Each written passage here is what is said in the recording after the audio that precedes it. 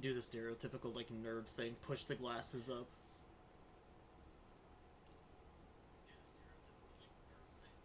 Oh, gross. Why's my audio up? Turn that down.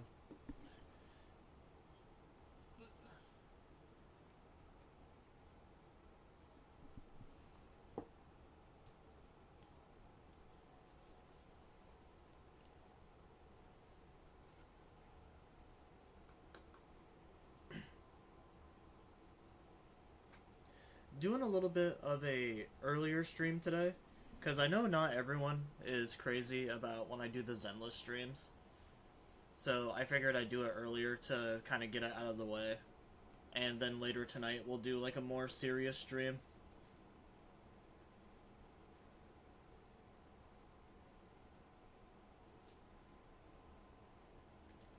I've been just trying to stream whenever I have like free time now.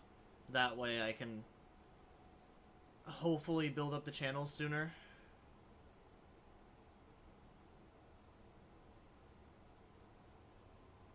I know last year with just like how much stuff I had going on, like personally and in just like my social life and stuff like that. Or I guess those two are the same thing. But because of all the stuff that I had going on last year, I really did not stream as much as I wanted to.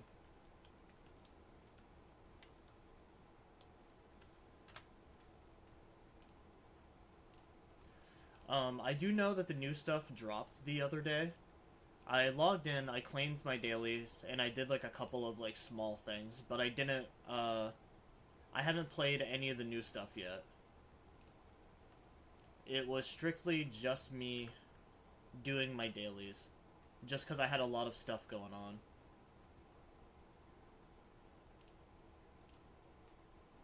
But yeah, there's like a couple of things to go through.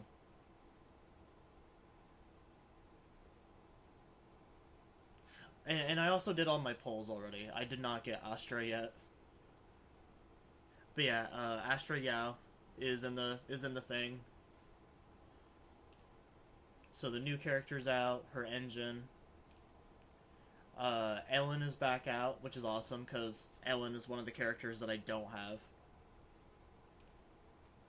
have. They brought her engine back, so I have 2 new things to try to grind after. We have a new Bang Boo. Not really too sure what this event is. She has a story mission out.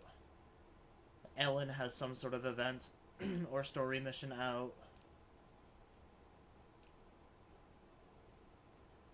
The new battle pass is out, which I haven't bought in yet because I don't have the money for it.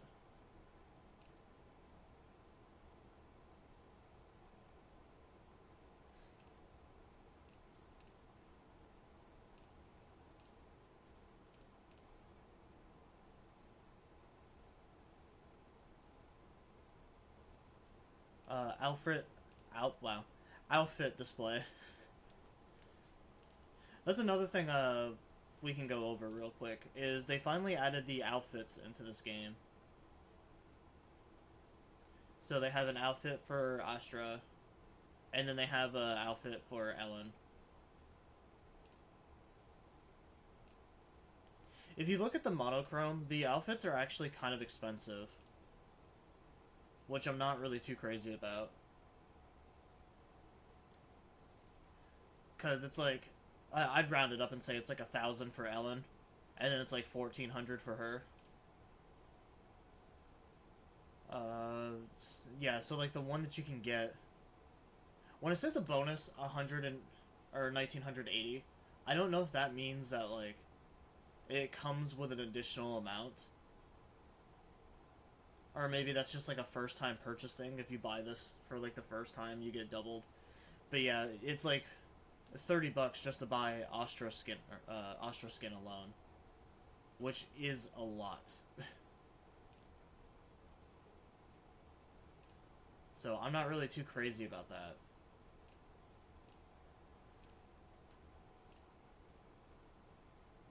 I mean, the skin is nice, don't get me wrong, but it is a lot of money.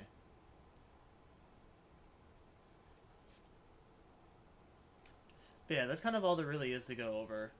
Ambi and Corin are in are in the polls, which it makes me kind of sad because I could have swore someone said that Quinn Yi was coming back. A lot of the leaks that I saw said she was going to be in it, but maybe that'll be like the next chapter, next update.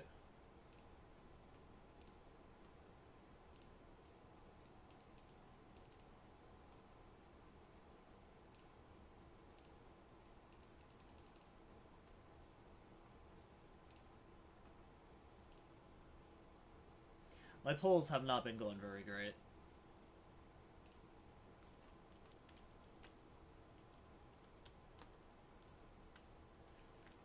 There's a couple of new quests.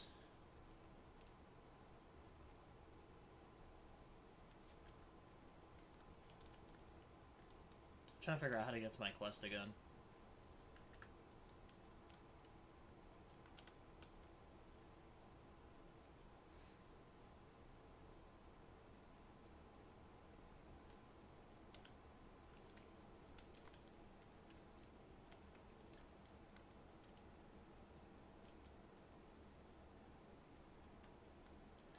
But alongside there being a new quest, there's also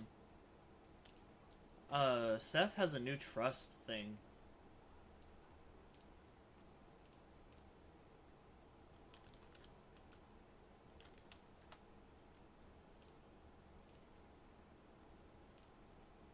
That was like another thing I noticed when looking through the quest was he had another trust event. Really don't remember which button it is to open up the quest.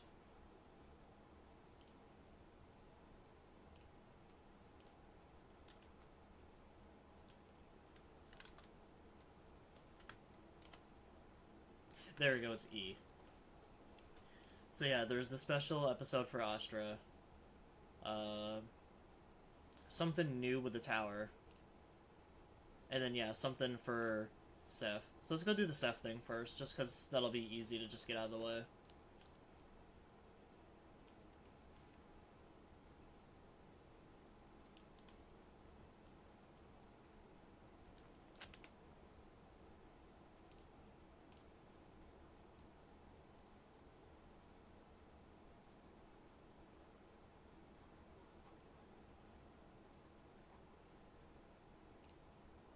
Oh yeah, what does Snap do?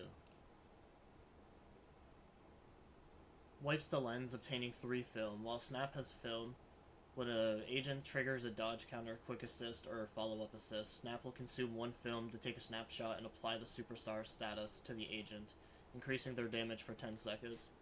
That'd actually be kind of good for Ambi.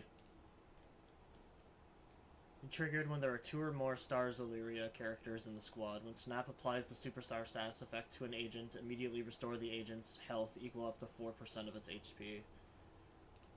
That is actually really nice.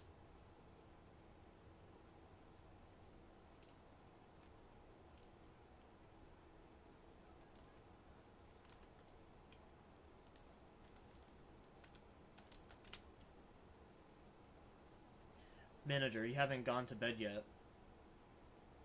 I was just about to ask you the same thing. I was doing night patrol and somehow found myself here. But it's late, and I didn't want to disturb you. I was about to leave, and then you turned up. It's not like you to be so hesitant. Huh? Is it that obvious? I have a question for you, but I don't know if I should ask. You might as well. I know you and Captain Shu Yan and Quinn Yi all know each other, and I remember you're also close with Section 6. Are you guys hiding something from me? That day, why did you appear at Port Ellis? Or Elpis, not Ellis. I did ask Captain Shu Yan, but she acted kinda weird. She told me, really seriously, that this is a confidential matter regarding the Port Elpis operation, and she could only reveal it to me if I applied for it to the higher-ups. Captain Shu Yan is our leader, but she rarely talks to us in that tone. I know the Port Elpis operation had to do with the Bringer case, and I do have some information that someone of my rank shouldn't have. But I have a feeling that things aren't that simple. Maybe because of Captain's look that day. It feels like the things she couldn't tell me is something I should know. Manager, do you know what it is? I'm not sure. I see. It's okay. Don't let me bother you. I know I shouldn't be asking you about confidential matters. Sorry for putting you in a difficult position. I should probably go. Seth. Is there something else, manager? Even if I can't tell you everything right now. I will. You must have your reasons. I respect your decision, Bill, because you were my friend, right? I'm going back now. After Seth leaves, you message Shuyan to ask her about it. Shuyan quickly responds, Commissioner Lao ordered us to keep your identity hidden from Seth. They are brothers and no one else can really intervene with whatever is going on between them, but you should be safe now. Good luck.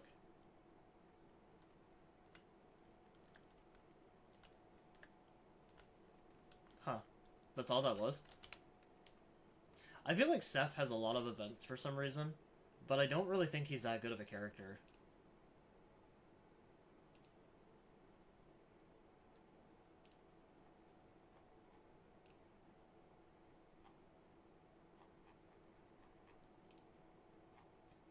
I rarely ever check the notification page here ever since, like, completing most of the commissions.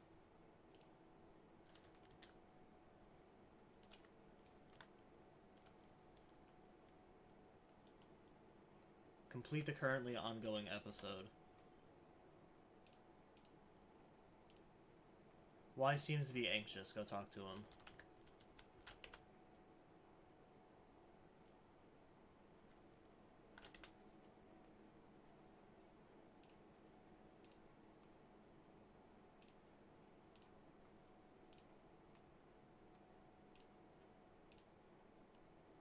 I think... No, that one's not an urban movie. That one's a comedy. That one's urban. And then this one is romance.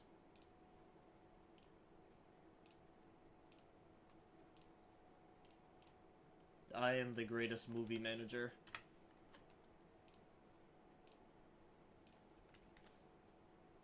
Oh, there's something else I missed? Oh, it's one of the weekly things. Never mind.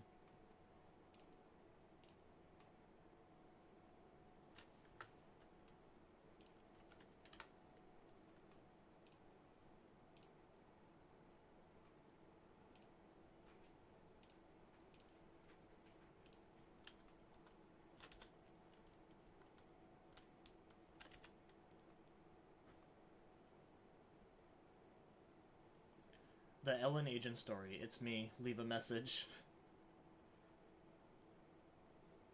Is that the last of the agent stories?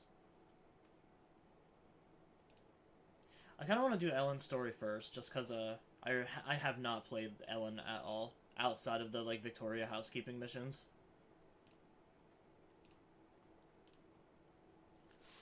Should probably put my headphones on so I can hear it. You get a message from Ellen. It's hard to believe it's really her. Bill, you look a bit shocked. Did someone send a message? Ellen sent me a message with a string of emojis, just like this. Got it. I'll treat you to cake next week. Is this from Ellen? Huh, it's hard to imagine. She sent a new message.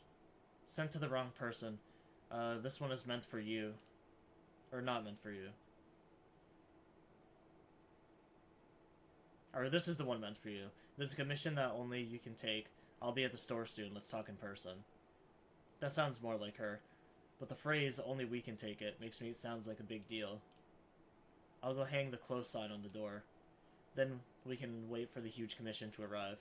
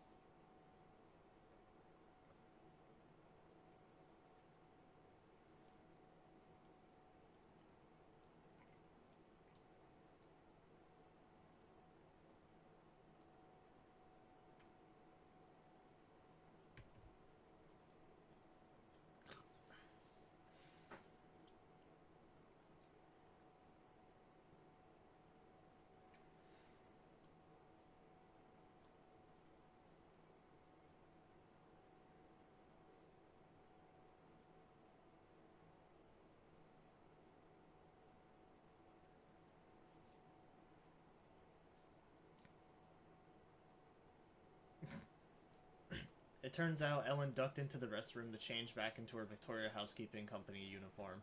Once she's ready, she heads into the workshop. Finally, it's time to dive into the details of the commission. Honestly, that outfit looks better than, like, the one that they put in the store. Just some, like, random schoolgirl outfit. I actually like that one much better.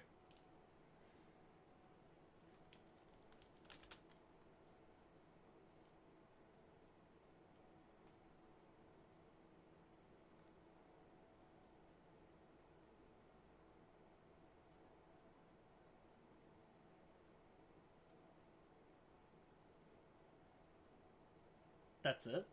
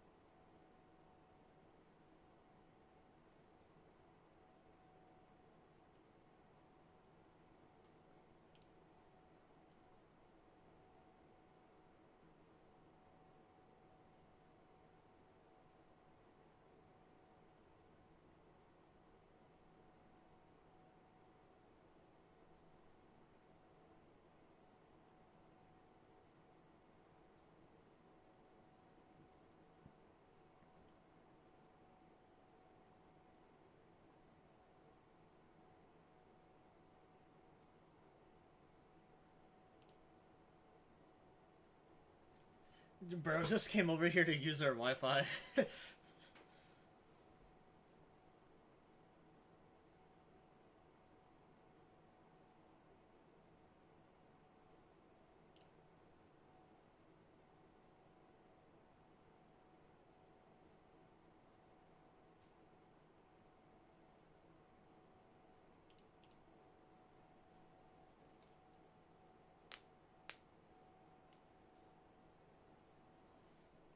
The other side of Ellen. It's just going to school. There's not really anything that exciting about it.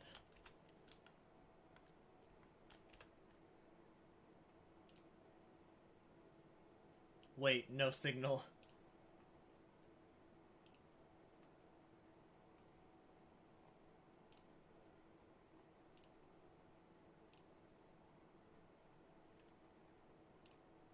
There, now I can finally have a full squad of, Victoria Housekeeping.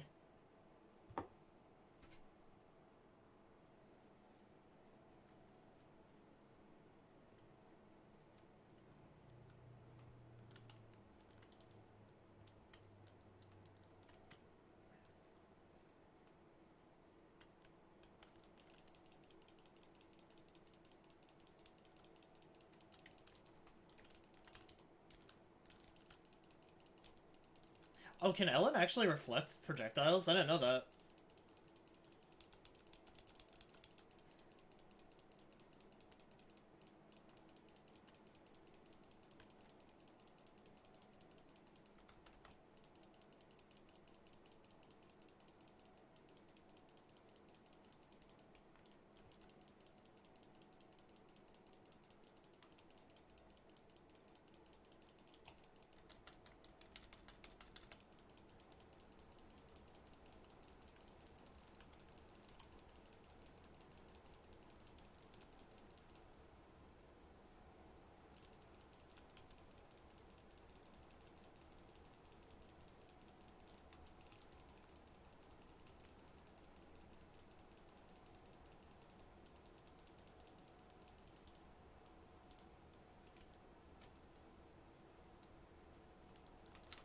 I wasn't close enough.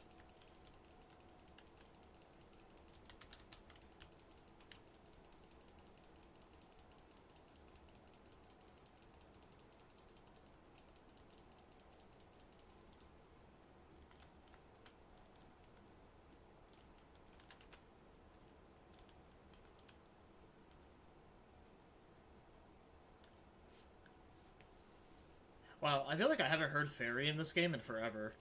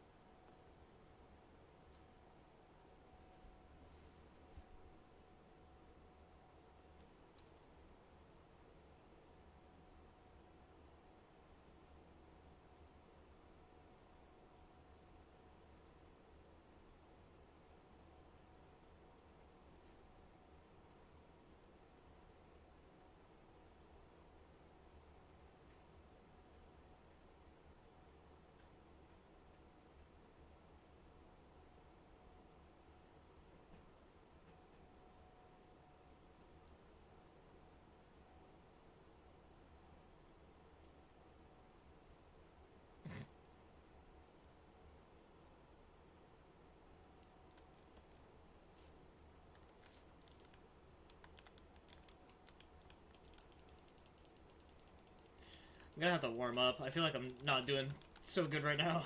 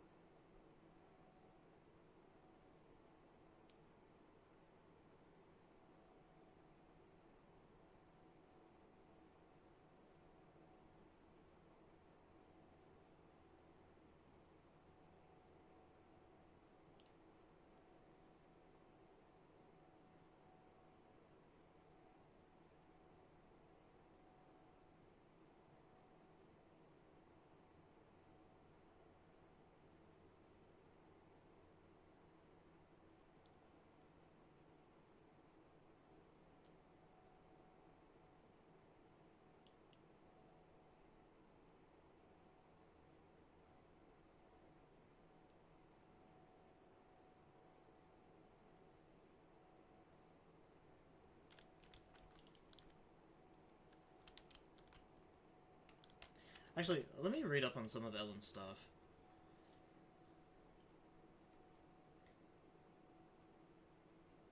Basic attack, flash freezing. How do I get the flash freezing, though?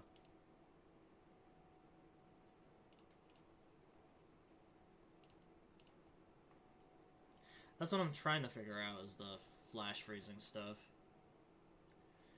When Ellen launches a charged scissor strike during dash attacks, Arctic ambush, or consumes a flash freeze charge to activate base attacks, flash freeze trimming, the skill's crit damage is increased by 100%. Okay, but what is that? That's what I'm trying to figure out.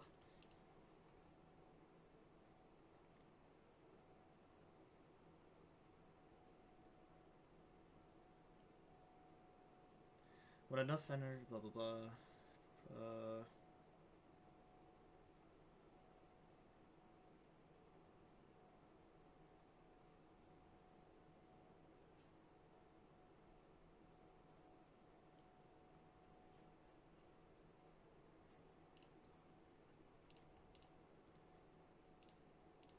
The thing that I want to know is how do I gain the, how do I gain the stacks, though?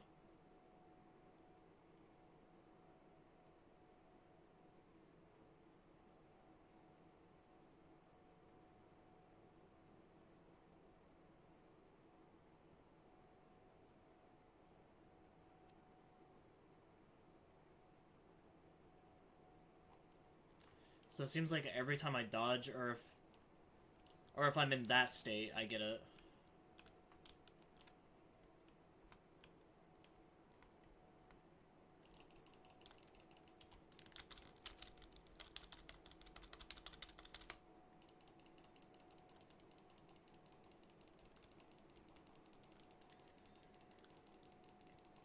Because it's gonna say, I know Ellen has one of those special attacks where you can like hold it.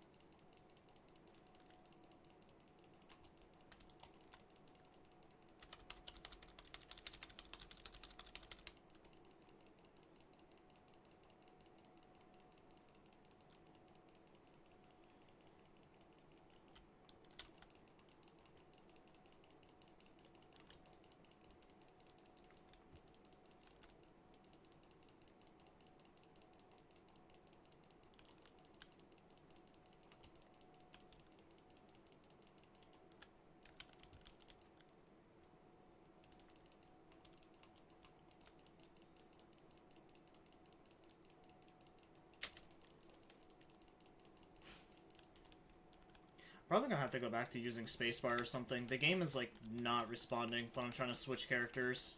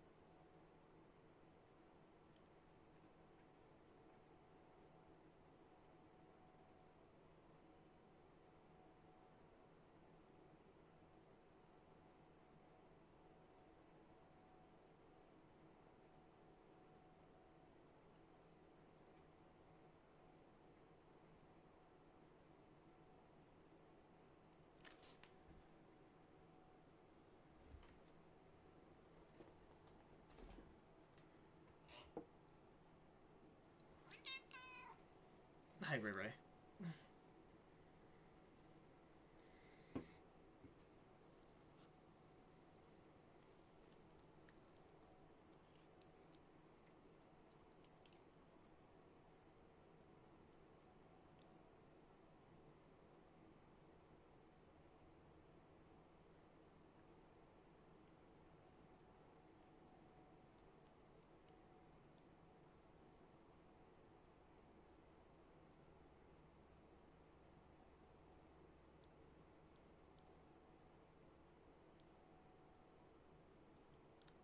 Man, Wise and Bell really seem like the dumb ones here.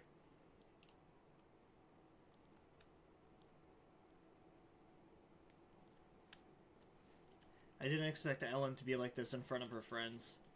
But is it really okay having to hide another part of yourself from friends? Is this long and difficult process? You guys are literally doing the exact same thing. That's Ellen's choice. Worrying about these things won't help much anyways. You've worked hard today. Go take a break.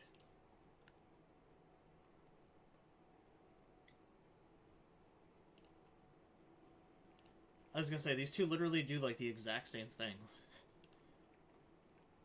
They're talking about, like, this doesn't apply to them, or, like, they didn't go to school or something.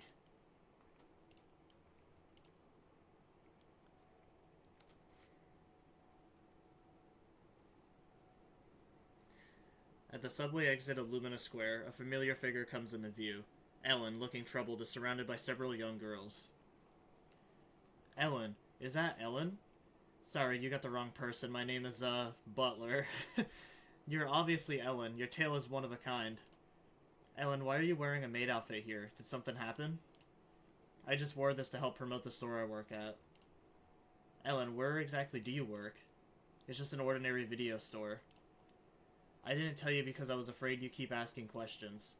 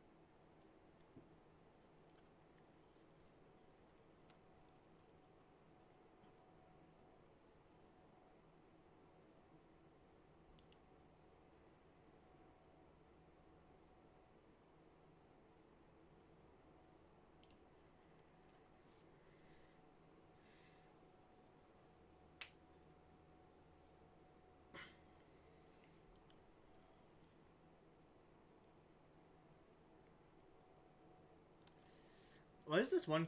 This character's like the only one whose mouth doesn't move.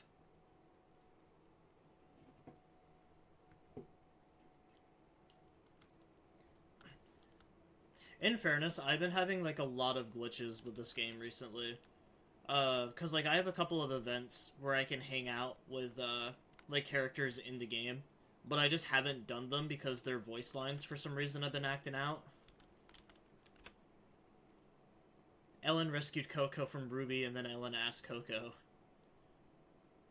"Can we put up some flyers here?" Flyers? To help me? I meant putting up flyers for the Random Play video store here. In return, we'll promote your T-Milk store at school. No, thank you. I mean, you can put up flyers here, but you don't need to promote my T-Milk store for now. You've already helped me so much before. I have nothing to give in return. Huh?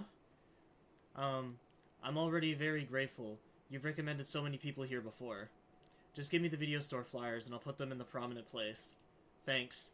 I can't stay here for another second. I'll end up buying a full sugar milk tea. Ellen, the store I go to is also great for promoting stuff. There's a lot of foot traffic. Anyways, I'm leaving first. Hurry and catch up.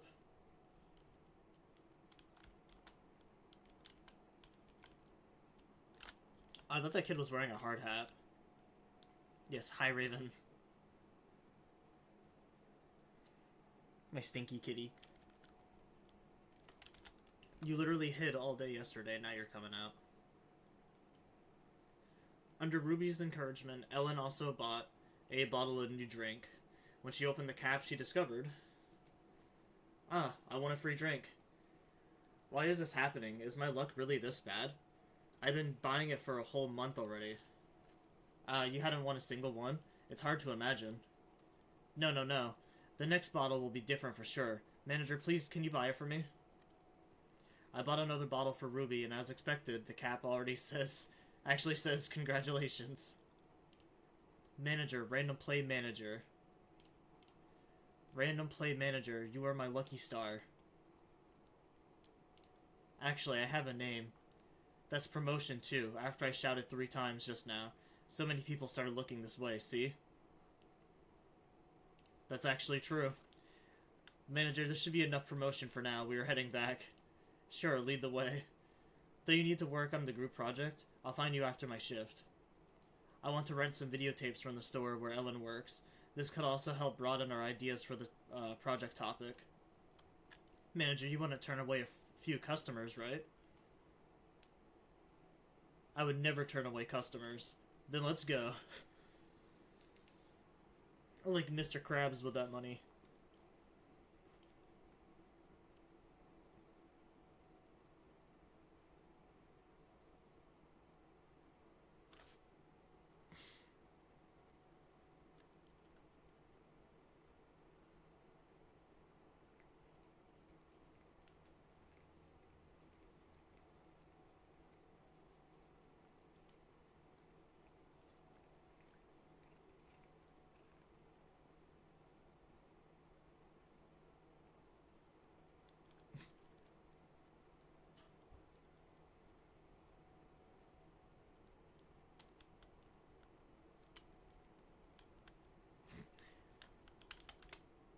Oh, Ellen casually grabbed the videotape and handed it to Ruby.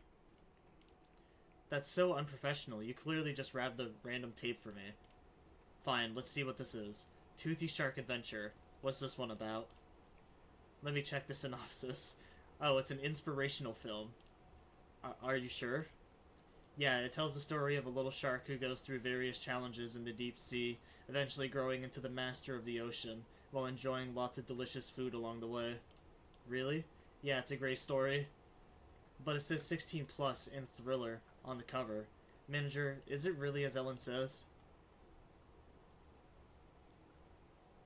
Everyone has their own interpretation of the movie. The word adventure is always very inspiring. It seems like a movie that's perfect for you. Oh, and there's a second one. A travel and food documentary. Do you want to rent that one too? The plot is about the now-grown shark meeting many humans at the beach and starting a brand new gourmet adventure. Wait, this doesn't seem like a matter of different interpretations anymore, does it?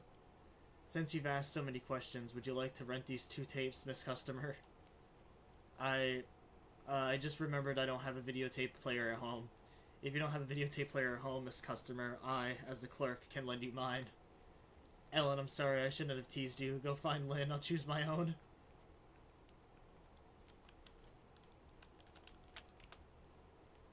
Ellen stood troubled in front of the row of videotapes display rack and looked over this way for help. Manager, don't ask someone else. You work here, so pick one for me. I don't know the kind you're asking about. Films like this should be pretty common. Wait, you're not tricking us by saying you work here, are you? Ellen was mainly in charge of stocking. I'm the one in charge of recommendations here. Just ask the manager directly. The type you're looking for is too specific. It's very ordinary, just... the fuck does that mean? We don't carry in the store. She says she's looking for a videotape that depicts the inexplicable interactions between adult men and women, driven by biological genes. Does it really have to be explained like this? What on earth are you going on about? So, just a romance roomie? Or movie? God, I can't fucking speak today. I don't know what the hell it is. It's probably just because it's early. But, man, I feel like my fucking words. Yeah. Wake up. Manager, do you have any recommendations?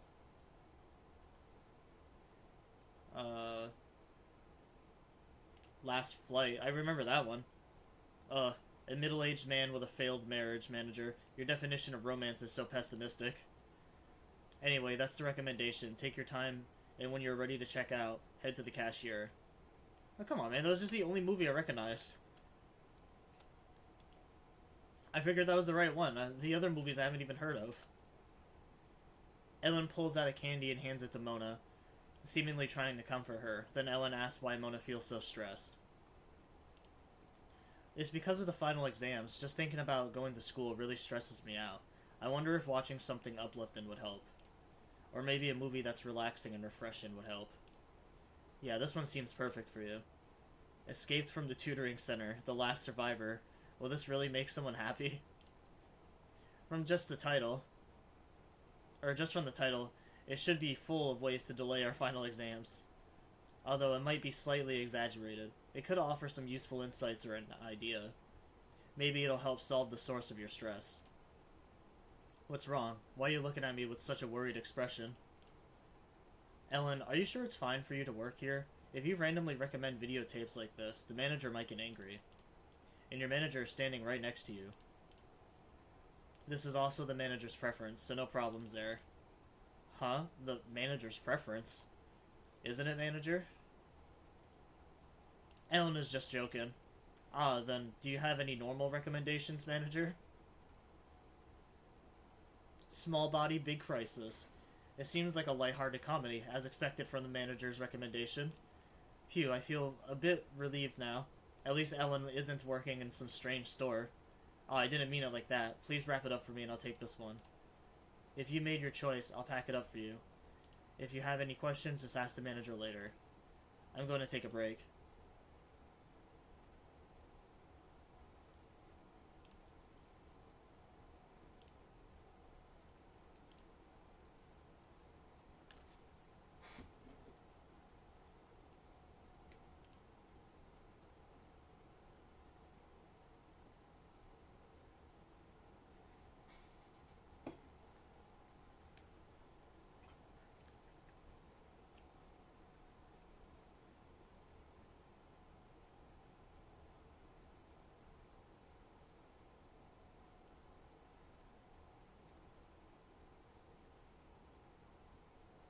After Ellen's friends drag her over to the corner of the video store, you take a photo of them while Ellen isn't paying attention. However, Ellen snatches the phone before you can check the photo.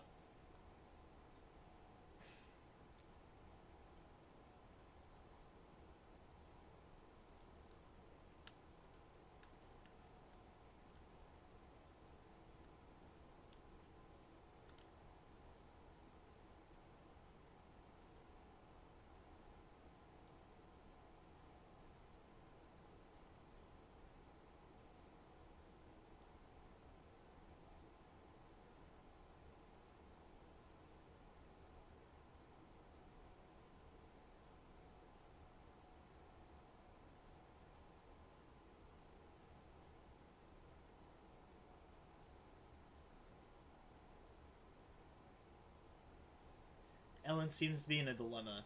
It looks like she wants me to get help to get out of it.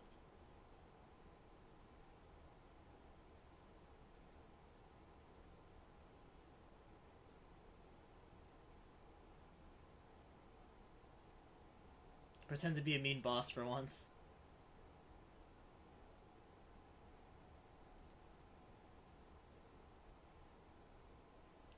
It seems like Ellen's friends want to say something else, but they leave the video store after Ellen shakes her head.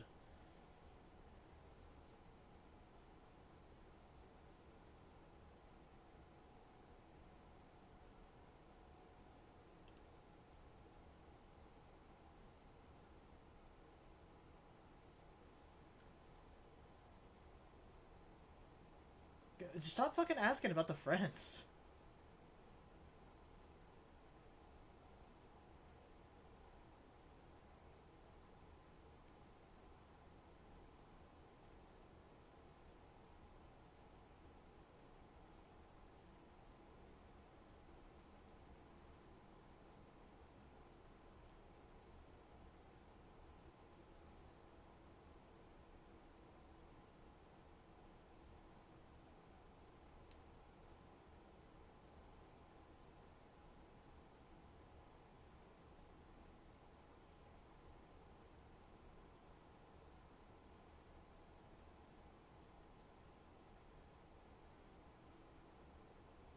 At the same time, on the other side,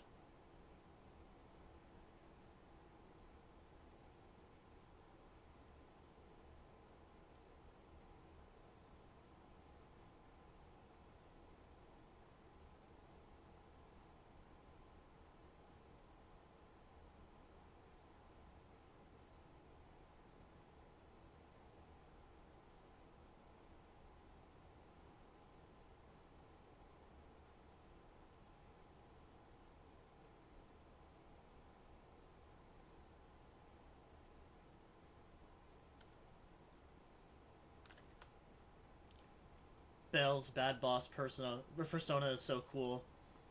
Spare me, please. I hope her friends don't really think that Ellen is working for an evil boss. I guess not.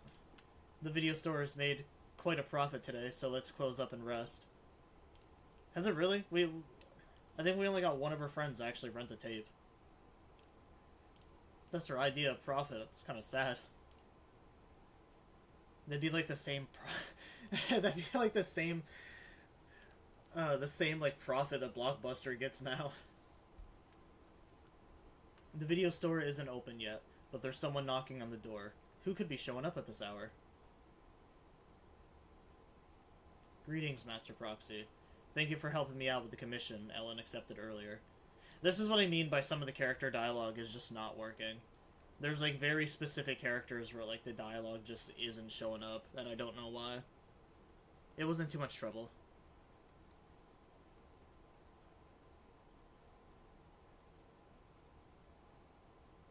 Yes, we verified the commission files retrieved earlier.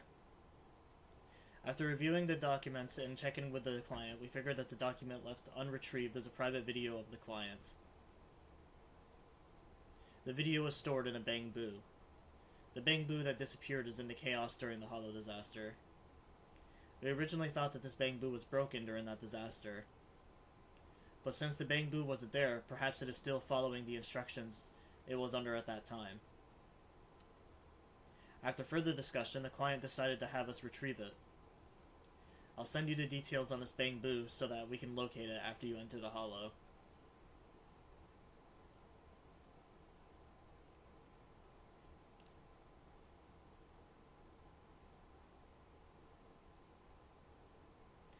Ellen's been a little down recently. It seems to be related to something at school, but she won't tell us any details. This is somewhat presumptuous, but I'm hoping you can talk with Ellen about her daily life while carrying out this commission.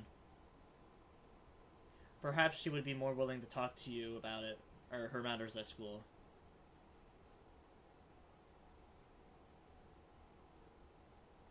You thought it was a part-time of Victoria Housekeeping's employment requirements? That is not the case. It is more accurate to say that Victoria Housekeeping is just a small part of Ellen's life. She makes her own decisions in life, and all we do is support her. In any case, thank you. I'll leave Ellen to you.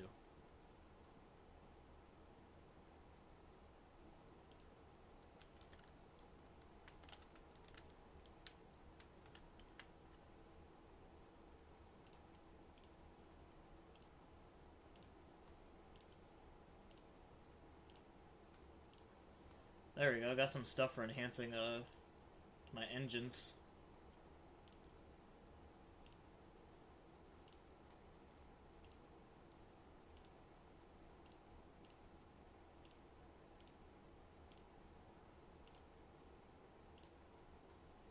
That's what I'm trying to work on right now, is trying to get characters' engines all built up.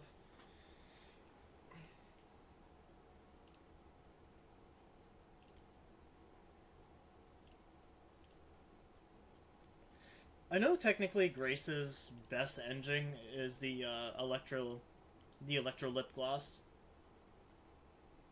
That's the one that I see like the majority of the builds based around. When there are enemies inflicted with an attribute anomaly on the field, the Ecliptor's attack increases by 10%. They deal an additional 15% to more damage to the to that target. But I don't think hers is bad. The only thing I think is better about this one is just the anomaly proficiency. But like her engine isn't bad either. It has the penetration ratio, increases attack by 12%. When using a special attack or EX special attack, the Ecliptor's anomaly proficiency is increased by 25 for 8 seconds and stacks up to 3. So it stacks up to more than this.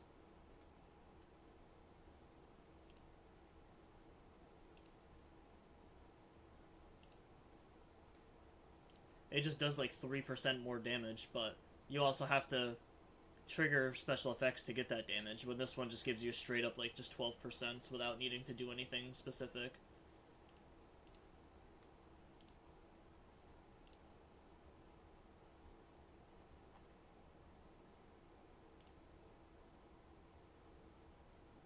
So his voice lines work when I select a character. I don't know why. I don't know why it's only cutscenes that some of the voice lines haven't been working recently.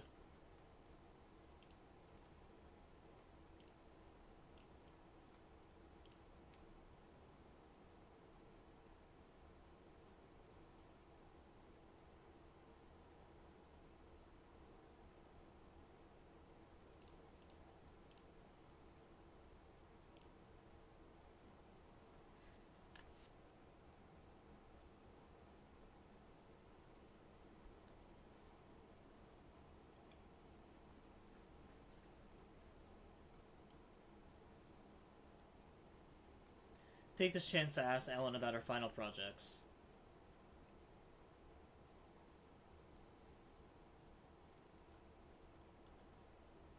Then we have a group discussion today.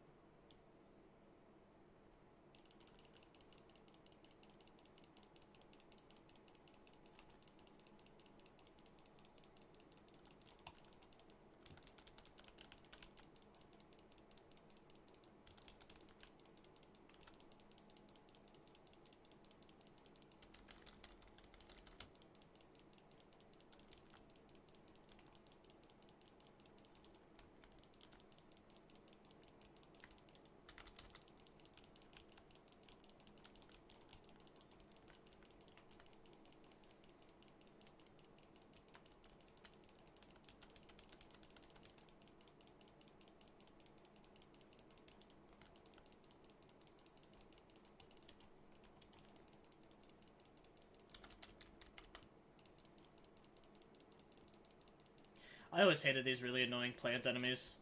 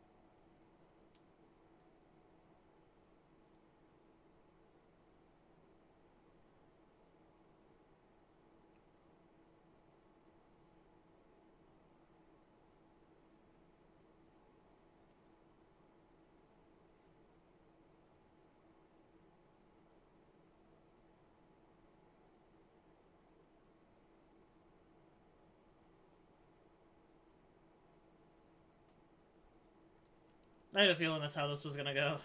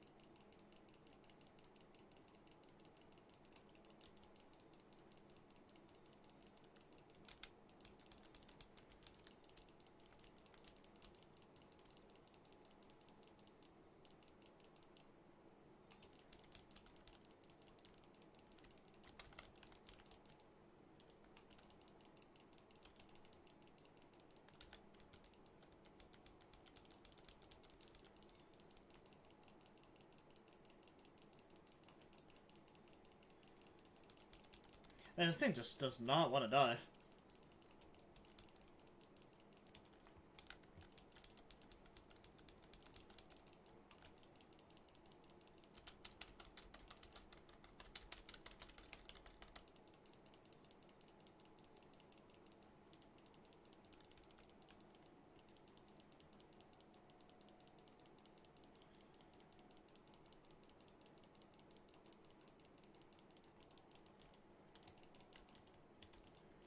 Okay, I press the button to switch out there. That's... I hate when that happens.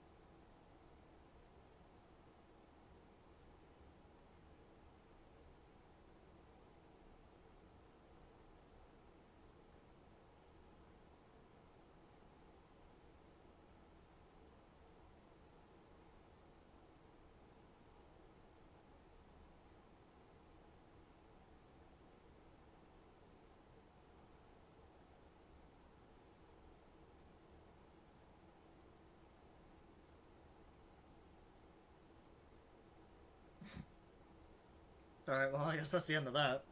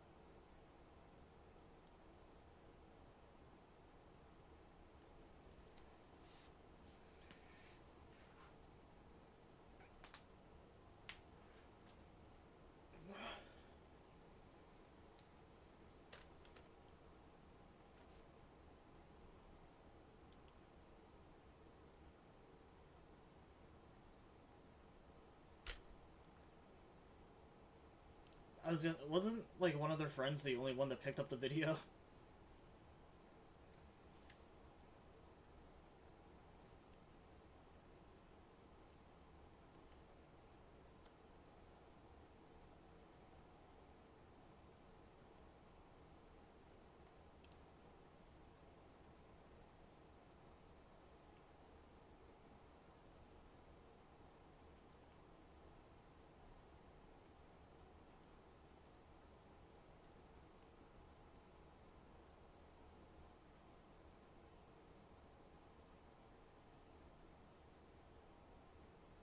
Okay, now her mouth isn't moving.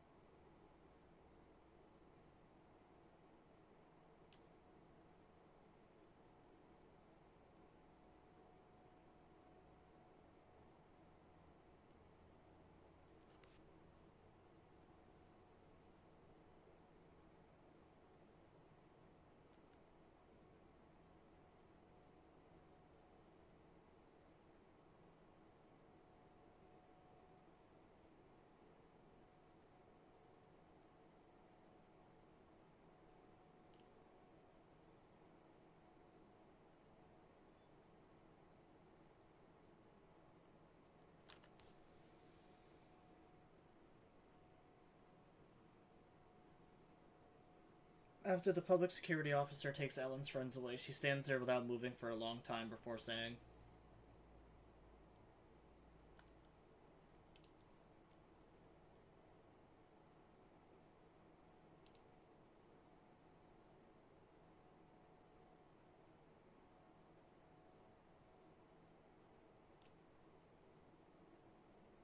Ellen remained silent on the way back to the video store. Only upon opening the door to the workshop does she start muttering something to herself.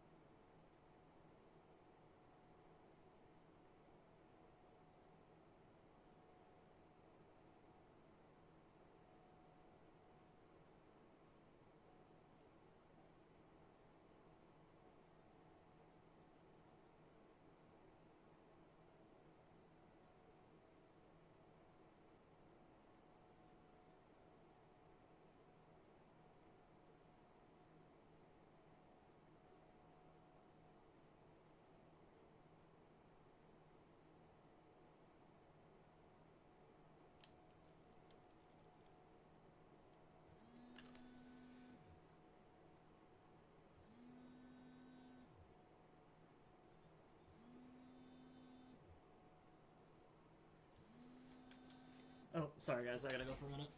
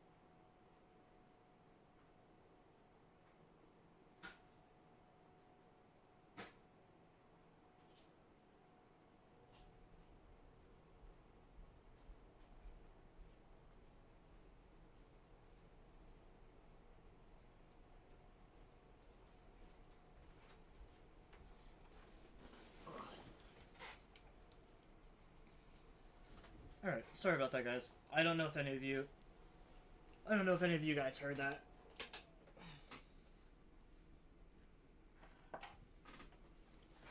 My kid's school was calling me because she's not feeling good. Well, they said she was fine to finish the school day, but she's not feeling good. Which I've already known this. She hasn't been feeling good for a little bit. Ellen's friends came up with a white lie on the spot. Although it was clumsy, it protected her secret. They are truly wonderful friends.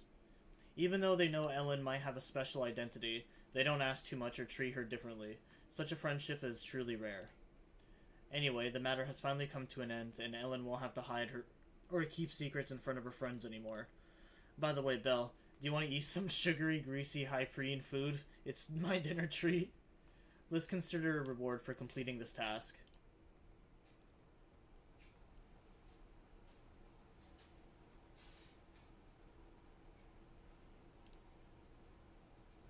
That one was kind of mid. It wasn't bad, but I don't think it was great either.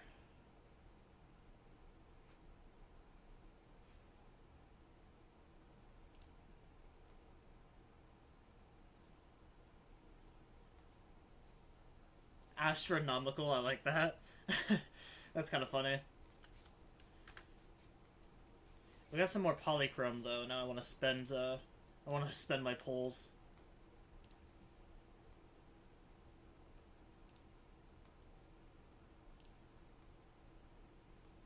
But no, I like that one. That one was kind of cute.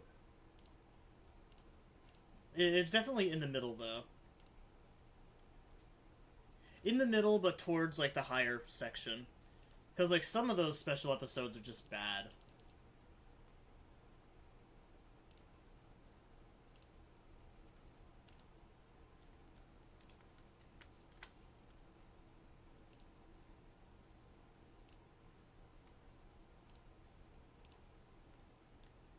Oh, is there more than just the episode?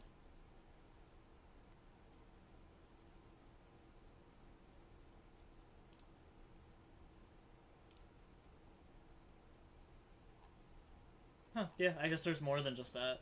Alright. I do want to get the special episodes out of the way first. Special episode, Talk to Wise. Astra's show is about to start, Belle. Do you want to watch it together? I'm coming. It hasn't started yet, right? Belle, hurry up. I'm excited. He didn't sound very excited.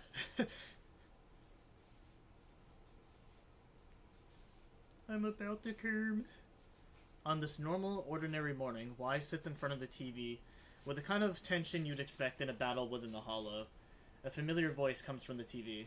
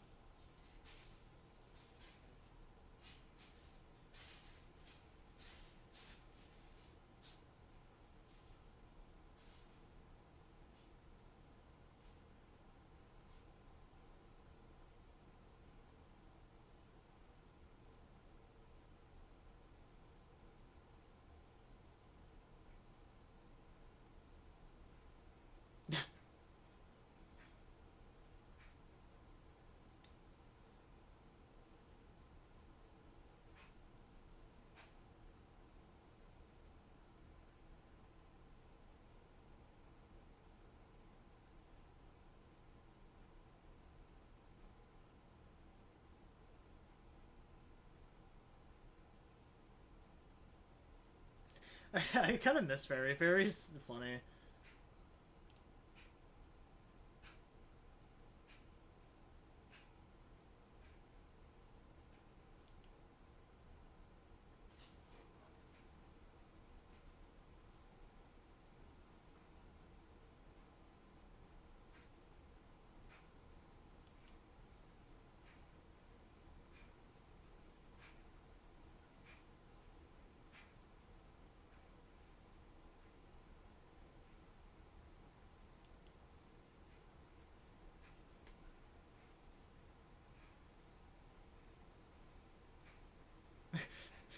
The fucking Wise sounds like such a simp right now.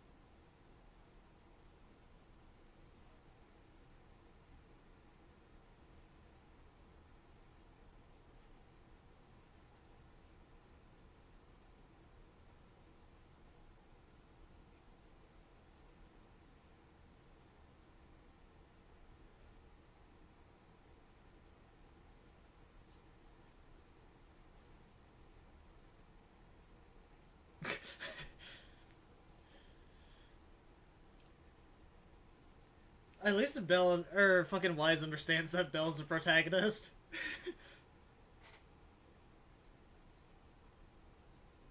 Penis. It is true. Penis. That's all this game is about, is Wise wants to get his penis wet now.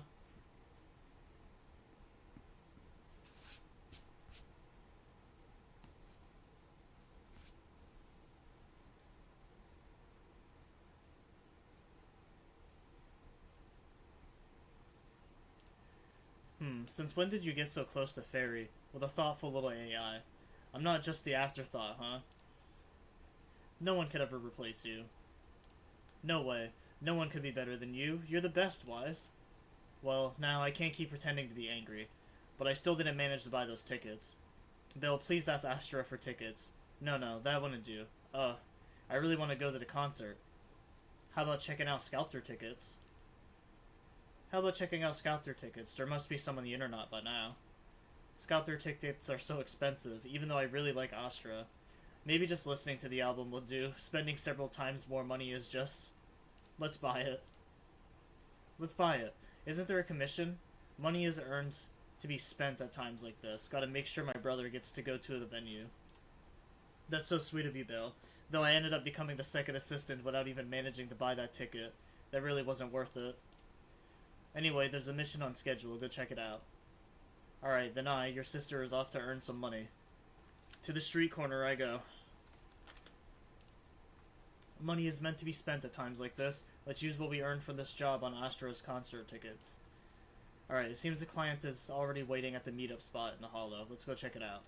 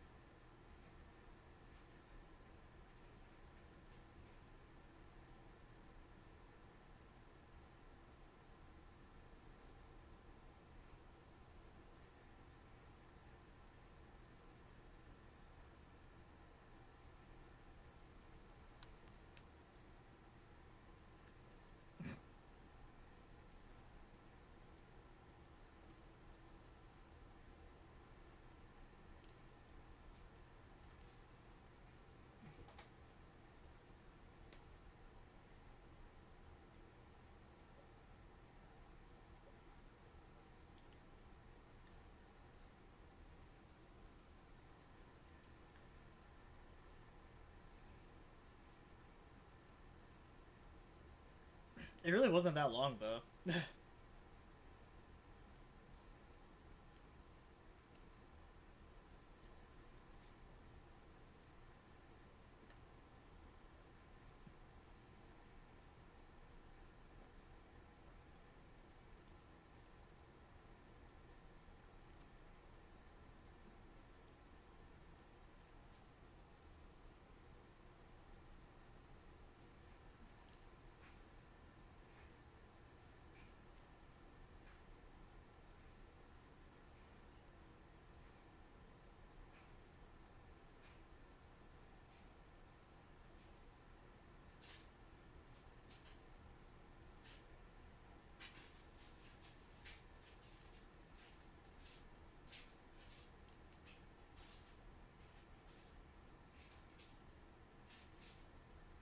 They sold like hotcakes.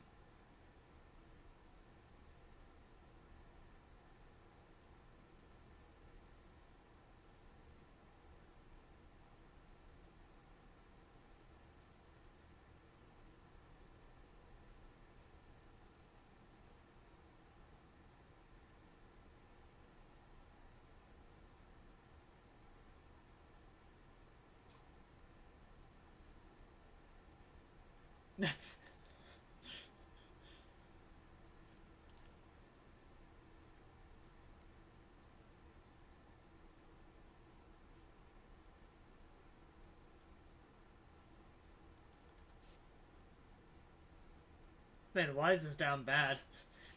You tell me out of all the fucking characters that we've come across in this game, why is this now only getting down bad for Astra? Uh, person hold the ability button to activate a special attack and enter the... No, I'm not even gonna try to pronounce that. To add into the cadenza state, which increases all squad members' damage. In the cadenza state, Astra cannot move, but can press the attack button and can dodge. And her basic attack and dodge counter will turn into a special move under the cadenza. Okay, okay. Pressing and holding will trigger other squad members' quick assist. When you activate when the active character lands a heavy attack on the enemy, Astra Yao can trigger. Okay, I'm trying to look at the thing because I'm not really.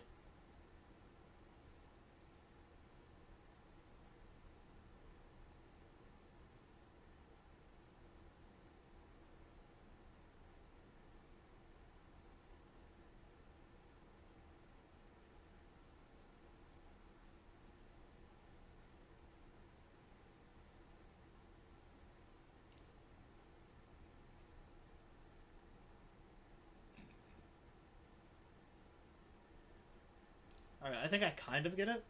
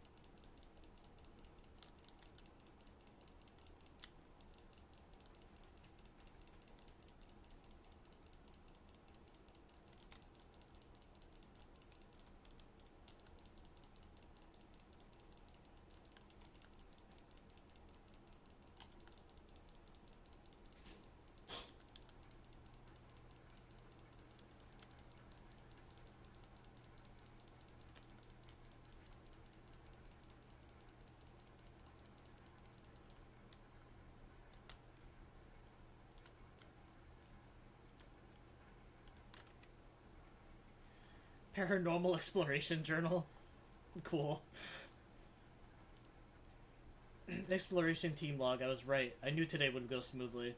Someone on Internet recently dug up an old comment from a paranormal site a few years back. Weren't there rumors back then that only truly great music could summon the marionettes of the ballet twins? Someone with an ID named Sofa Cushion and Potato Chips who claimed to have a bootleg recording of Jorgen. Or Joran. I couldn't remember how to say it. Jorgen. She was very confident. The album is a true musical masterpiece and will definitely attract the marionette. Eager to try it out, she then signed up for paranormal investigation at the Ballet Twins. After that, she disappeared without a trace. God, I can't fucking read. One day I'll learn how to read. According to one of the explorers, Sofa Cushions and Potato Chips was playing Joran's song at the time, but they had never heard it before. I remember during the improv performance, Joran jokingly said, "Sometimes you may find miracles when digging around between the sofa cushions." If my guess is correct, Sofa Cushions and Potato Chips was there that day, just like me, and the album she played is very likely to be the legendary album. That's right. This was the base of the paranormal exploration team. I knew we would find something here. The log notes and 3 people left the team. And the next exploration target is the Collapse Gallery. The Collapse Gallery, I remember it. The Collapse Gallery, I remember it. Yeah, I have a feeling that we'll definitely find something today.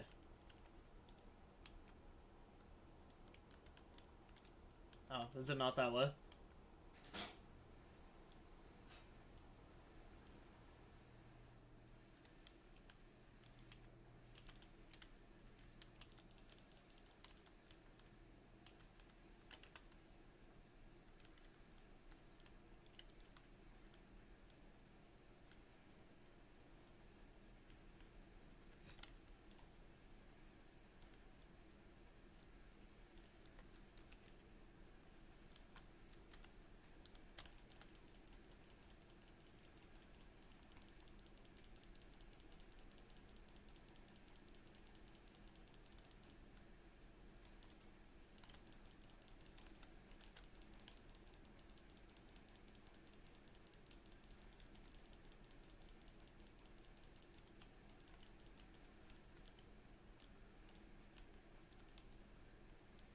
I'm gonna have to get used to her playstyle.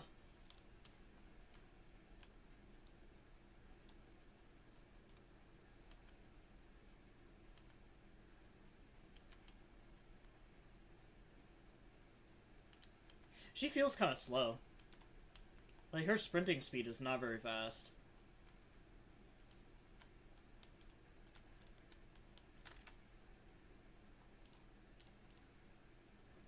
This looks like an external memory unit for a Bang Boo. Could there be any clues? Should we try reading it? Come on, Bill. Open your mouth. Open your mouth obediently. Yum yum. That data from Astra was delicious. The data has been retrieved. It really is the Bang Boo from the paranormal investigation team. After leaving the Galleria... God fucking damn. I can't read today. After leaving the gallery, they went to the pantry and then came back. That's a bit strange. Let's go take a look. Yeah, it is a little bit strange. They just wanted some cake, I guess.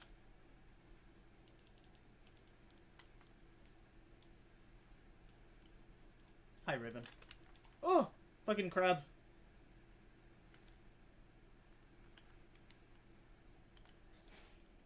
The suicidal crabs.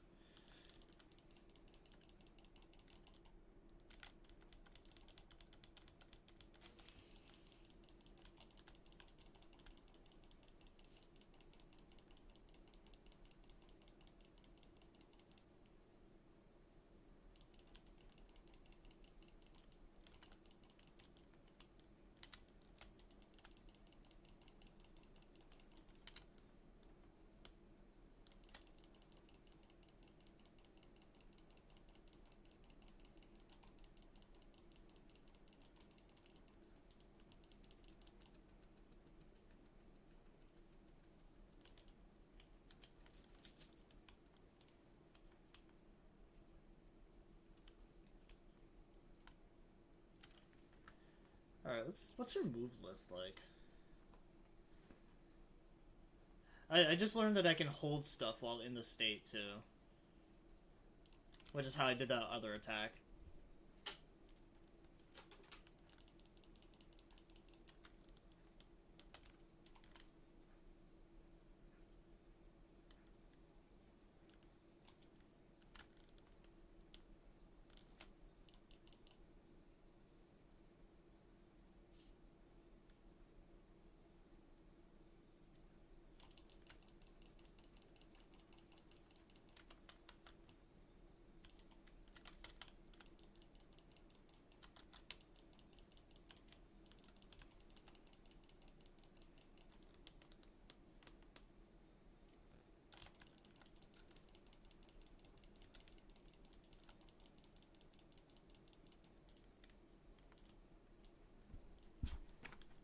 Raven, can you, like, chill the fuck out? You know I make fun of you for playing this game, but Marvel Rivals is 10 times worse. I have seen a lot of Marvel Rivals stuff now. Inside this folder, I hope it's not bad news. I just want everyone in this exploration team to be okay. But yeah, I've been seeing a lot of, like, Marvel Rivals stuff. Especially the new, Invisible-Woman skin, the, like, really gothic one. There's a letter. It's from sofa cushions and potato chips. If they had time to leave a message, it should mean they're okay. Yeah, the Malice skin is pretty crazy. Raven, do you want to go outside?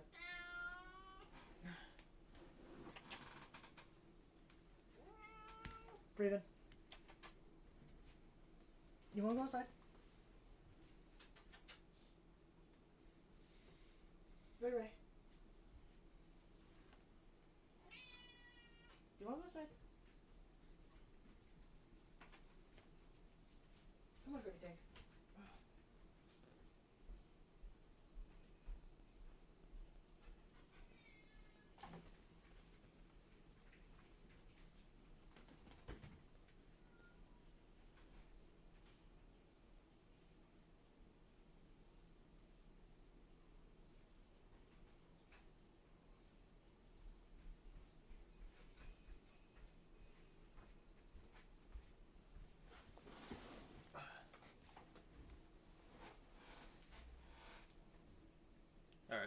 gonna let my cats out. To the adventurers who find this album, please rest assured I have safely escaped. The flickering lights here are truly terrifying, but following my instructions, you can get out of here too. It's a pity I have to leave Jorgen's recording behind, but there's no helping if it's so everyone can escape. It's a sign you should play Marble Rivals. I should try to get more into the game. I do need to try out more characters, but it has the same issue that I have with Overwatch, where fucking everyone just auto-locks the character that they want to play. So I end up just playing the role that no one wants to do, which is normally just healer. But at least in like Overwatch, Zenyatta was like pretty cool, so I had no problem playing healer. Marionette looks really scary, but anyone who likes Jorgen's music can't be a bad person.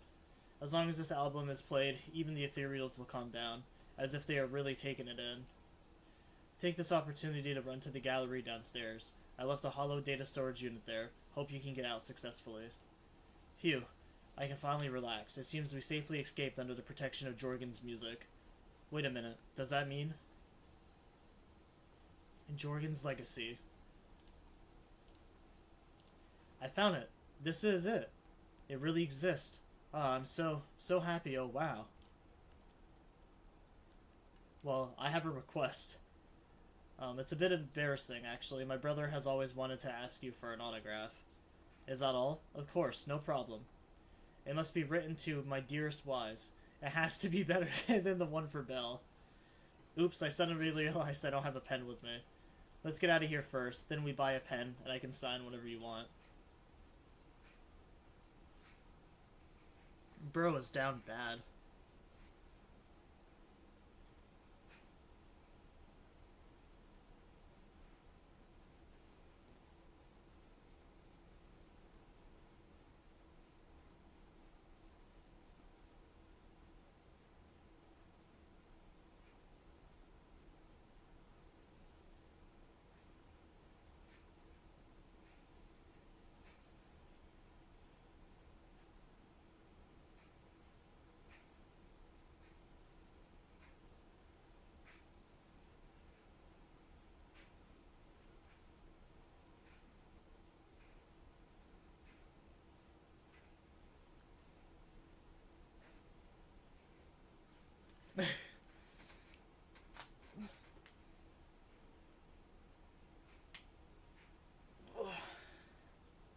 It was supposed to be for Wise, but you know how that works too. Astra gets into the car and stretches out. A constant nagging noise draws her attention. On a second glance, she sees a man on the car's video phone shouting angrily. Evelyn presses the mute button casually with the sound cut off. The man's angry expression looks even more ridiculous.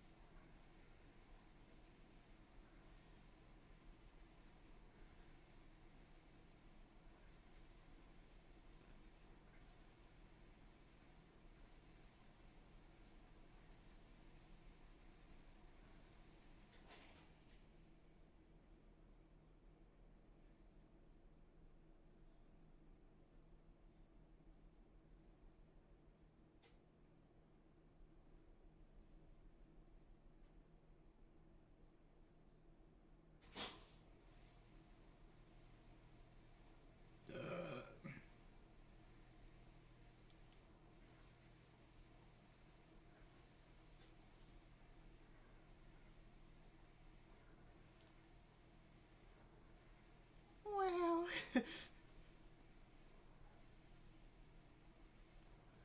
This is just gonna be on this one screen for like 10 minutes. Evelyn swiftly reaches out her hand to press firmly onto Astra's shoulder, using her body weight to press her down to the small gap between her seat and the floor.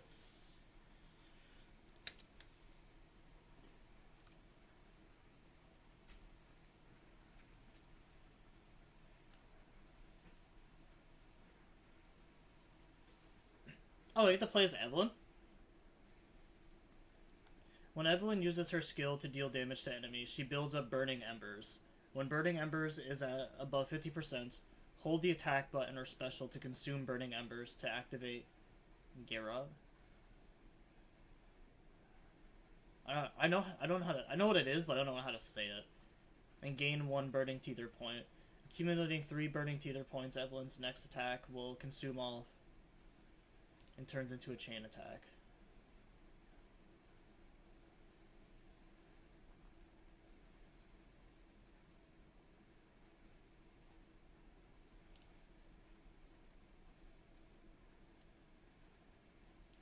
Alright, I think I kind of get it. Oh, I don't know what that was. Oh, yeah, damn, she's got a fucking thick ass.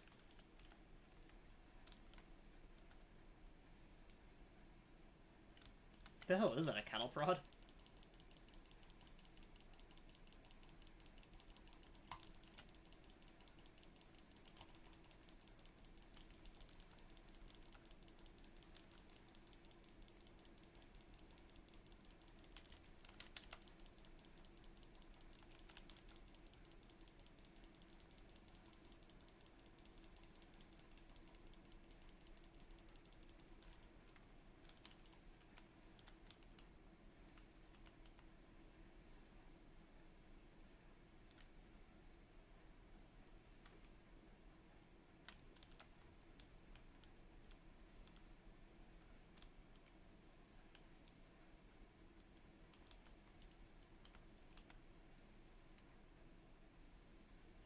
Oh, at least she's faster than, Astra, that's for sure.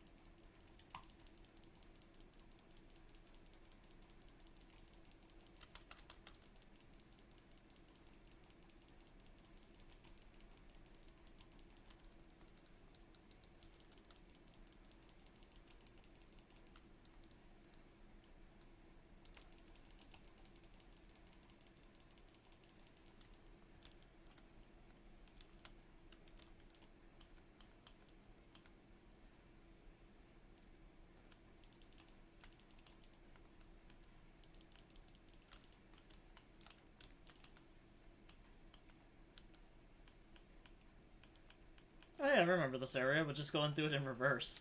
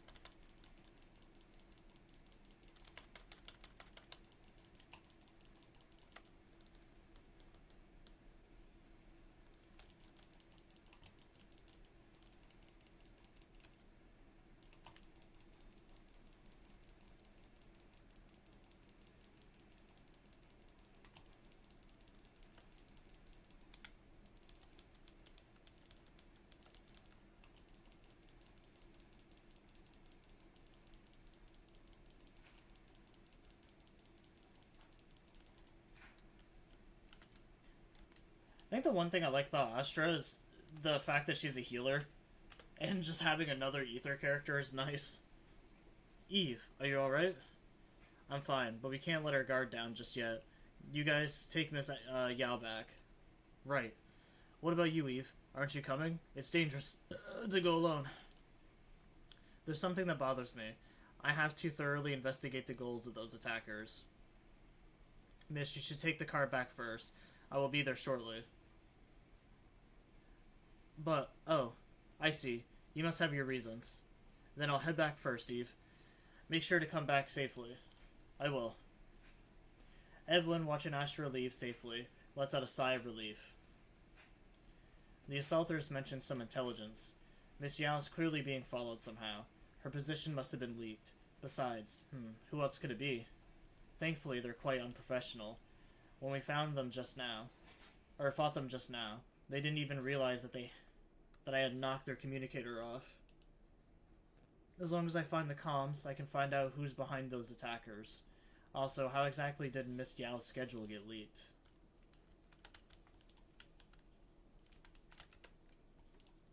Found it, there it is. It's completely wiped, so this is why they're not worried about losing the communicator. But, like they said, no data can be completely erased. Guess it's time to meet an old friend. The secret code is... Oh, I remember. It's the payphone on 6th Street.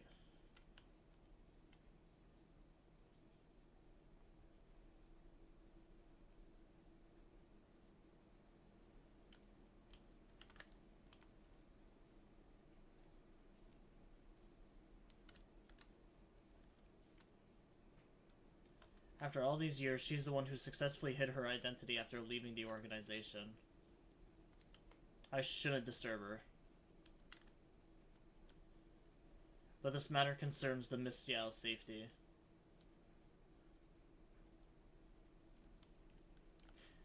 I need to find the payphone quickly. I feel like there's supposed to be dialogue here.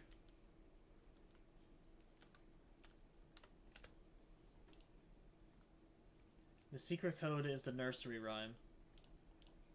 The old payphone let out a series of dial tones before falling into silence. Evelyn waited until finally a voice came through on the other end of the line. Hey, I thought you'd never call. What's up? I need your help. Oh, that's rare. There's a mission you can't handle? Go ahead. Tell me what I can help you with. Can we meet? Meet, Fine. Since I promised to help you, I'll help you to the end. From where you are, can you see the Tin Man's beverage shop? Yeah. Turn left at the intersection and walk straight. There's a good spot for us to rendezvous. You'll know when you see it. Wait for me, I'll be there in 10 minutes. If it's just 10 minutes, maybe I'll take a walk around the area. I also need to keep an eye open for any suspicious people. Like this kid here.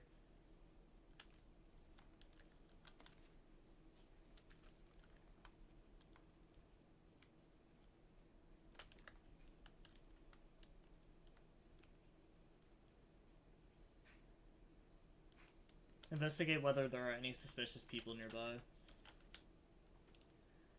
I'm a bit sleepy. Please give me a cup of coffee. Dear guest, coffee is not just a tool to keep you awake. It has its own mission. Oh? The aroma of coffee is meant to relax people, while its bitterness is true to the taste of life. A cup of good coffee is actually a conversation with one's innermost thoughts. I see. I've underestimated the meaning of coffee. Not many people know how to slow down and savor it. I hope this cup of coffee brings you a moment of peace. It seems like a master barista, deeply passionate about coffee, not suspicious at all. Quite the skillful technique. I didn't expect there to be such an excellent coffee shop hidden here. Of course, 6th Street is a place full of hidden gems. I hope you'll visit us in the future. Just as I expected. Thank you for the coffee. Yeah, it took 10 minutes to just get a thing of coffee.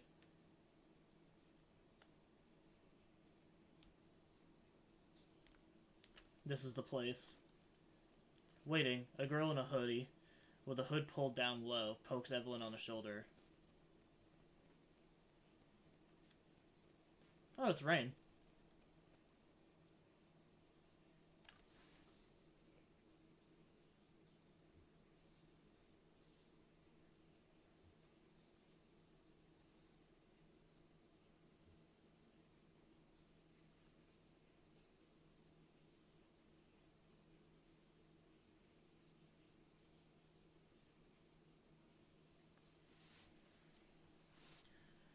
The girl hooks up the communicator to her portable laptop. After rebooting it a few times, pop, the communicator emits a puff of smoke.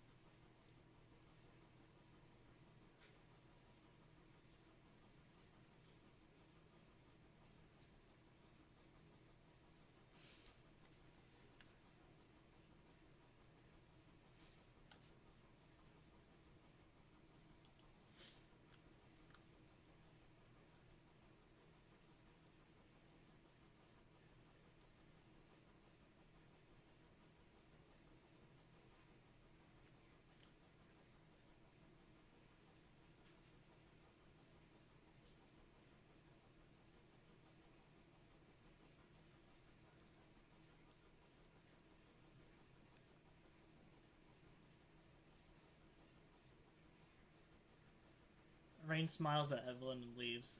As Evelyn watches her go, she thinks to herself, Rain, that's a beautiful name too. On her way back to Astra, Evelyn can't help but think about the IP address. It's an eternal company IP, which means that the person who leaked Astra's location was an insider. That bitch. Later at the observation desk.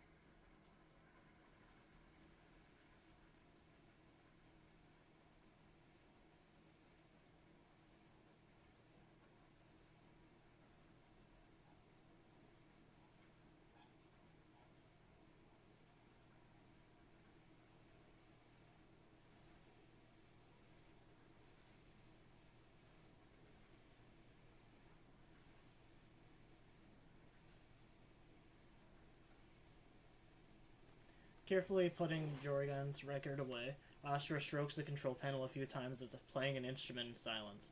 The curtain of Starloop Tower suddenly begins to lift, a dreamscape quietly unfolds, floating in the night sky and welcoming the starlight in the distance.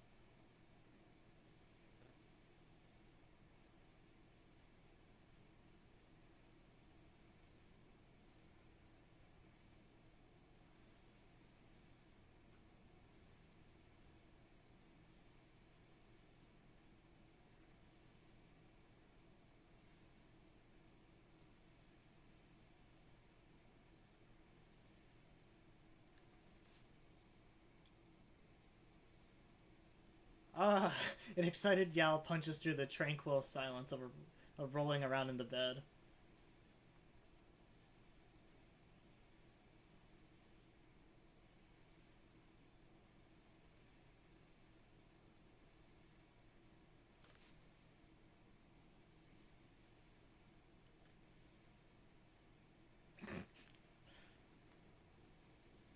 Awesome, a perfect way to ring in the new year.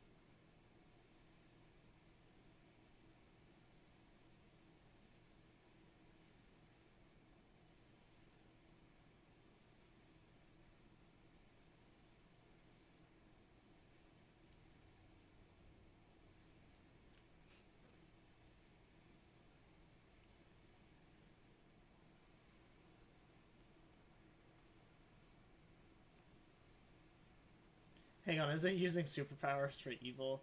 Fairy, don't make a bunch of bots.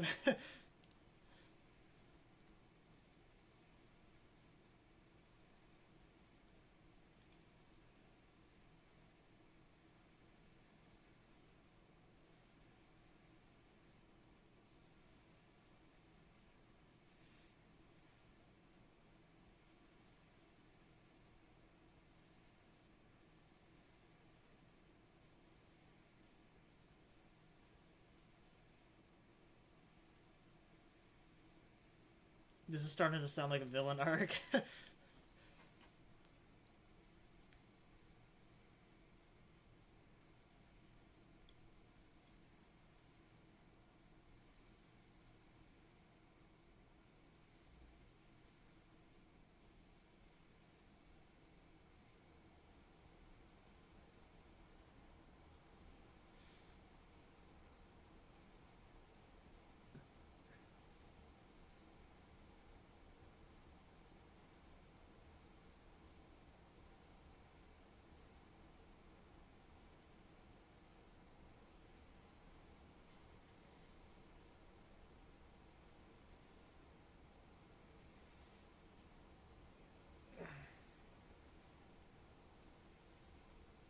No point in comparing the two, they're both amazing.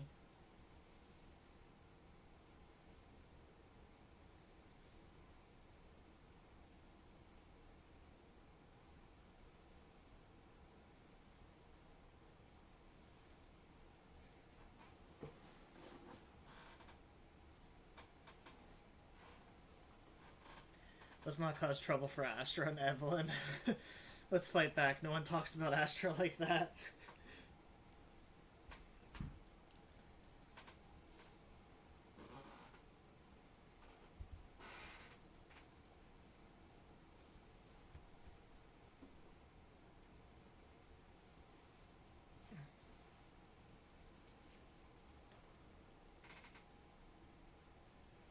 And just like that, you spend the entire day following posts about Astra and Internet. Is this the price of stardom? How does Astra handle this endless negativity? At last, the day of the concert. Today is Astra's concert. From now on, down to the millisecond, we must enter 2 hours in advance.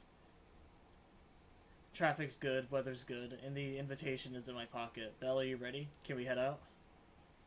I feel the boiling passion already. Let's head out. Wise, you're so impatient. There's plenty of time. I can feel the boiling passion.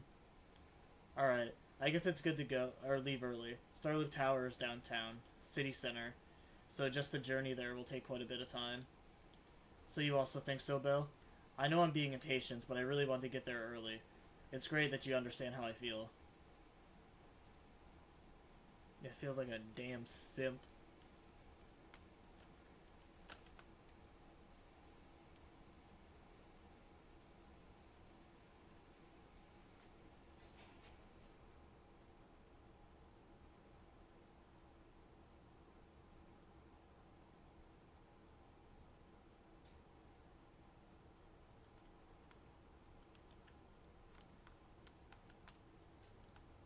Passerby girl.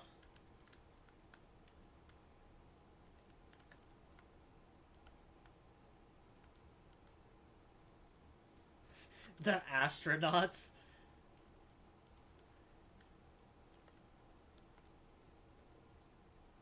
Astronauts leader. I need a cool fucking, like, name for my fan base one day. I feel like with my name, though, it's impossible to do that. Astronauts is awesome, though. I do like that. Oh, so this is the legendary Starloop Tower.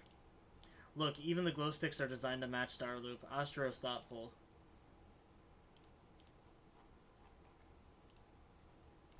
I'm so happy I can spend a New Year's with Belle and Astra. Your jaw's on the floor. Your jaw's practically on the floor. Haha, Wise. You look so funny. I gotta take a picture. Sure, let's take one then. Although I've already set up... goddamn. Although I've already set EOS to real-time recording mode. Everything that happens today, every minute and every second, I'll make sure to record it. Spending the New Year's with Belle and Wise, must record it all.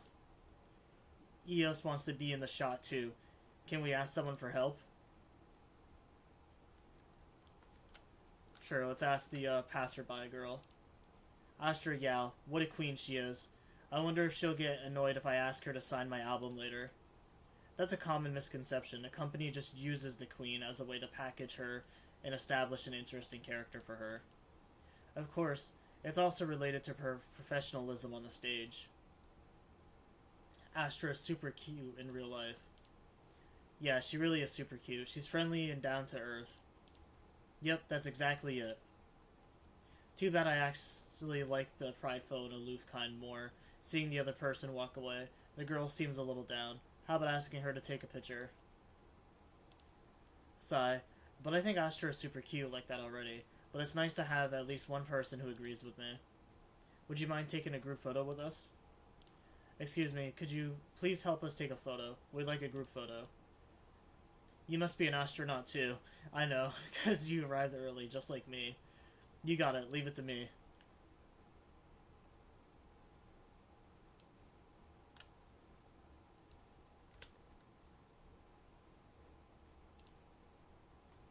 Sure, I'll save that. Your photography skills are amazing. You made EOS look so cute, and Belle looks great too. Much better than the photos I take. Looks like we found the right person. Hee hee, of course. I've collected quite a few of Astra's photos. I'm real good at photographing people. I should just not be allowed to speak. I can't read to save my life today. Just as you're looking through the photos you've taken, Astra Yao's manager Evelyn strides over to you.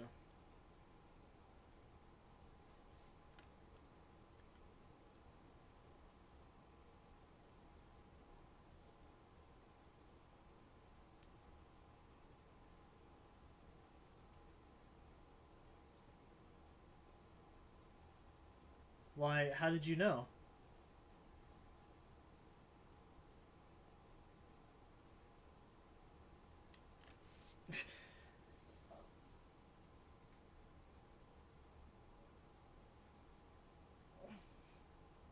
I was gonna say, what the hell is she talking about? There's so many fucking people that know that.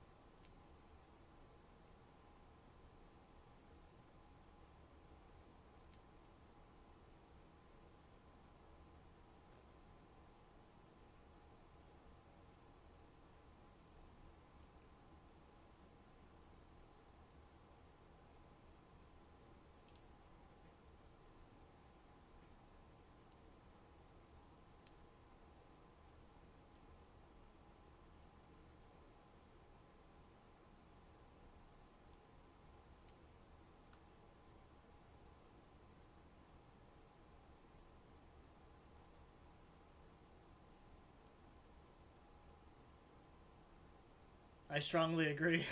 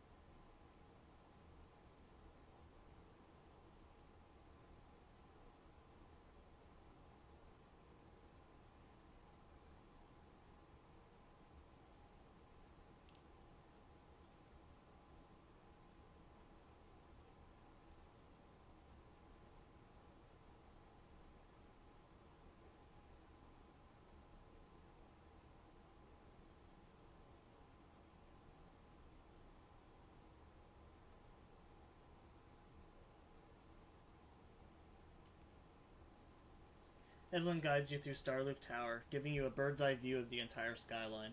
It's stunning, but you feel a pair of piercing eyes fixated on you the whole time.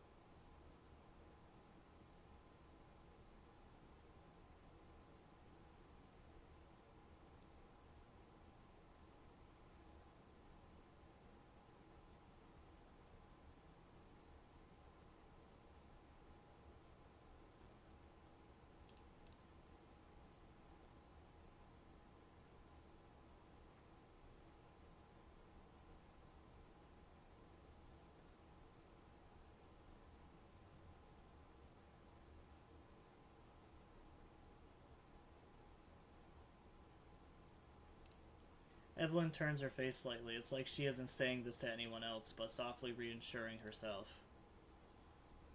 Speaking of surprises, Eve, a familiar voice, comes rushing in her direction.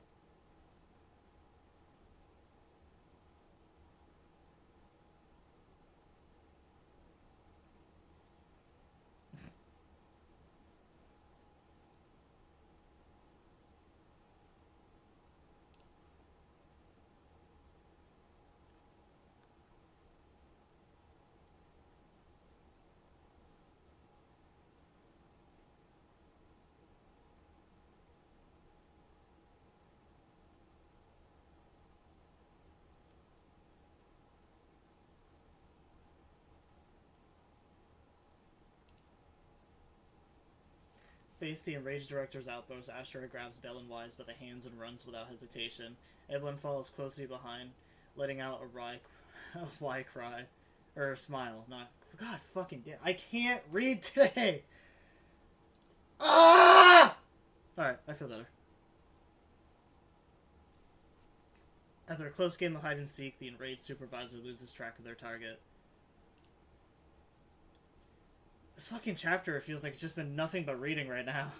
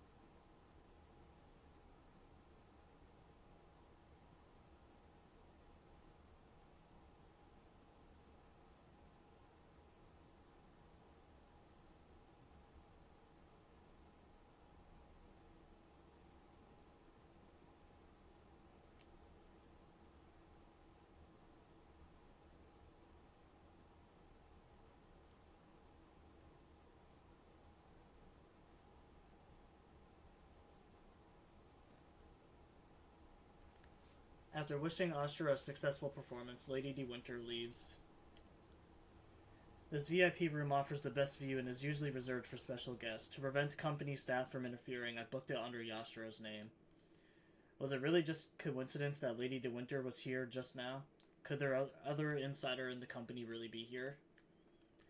The best way to dispel suspicion is uncover the truth. Tell Miss Yao you're leaving. Eve, where are you going? The performance is about to start. Is it just my imagination, or does something seem to be weighing on your mind? I've just been with our guests all this time, and there's still a lot of work to go over. Wow, Eve is so serious. Actually, there won't be any issues even if you don't go over it again. How about you just leave that and come backstage with me instead? Hee, just kidding. The only reason I can focus on my creative career is because you've been helping me through all the troublesome tasks. So let's go with your plan. Miss Yao. You go ahead with your work. I'll play with Belle and the others for a bit, and then head up backstage. The director may not have calmed down yet, so we better not go in too early.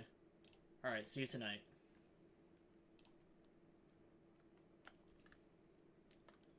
She's so fast, I thought I could catch up with her even though I was delayed.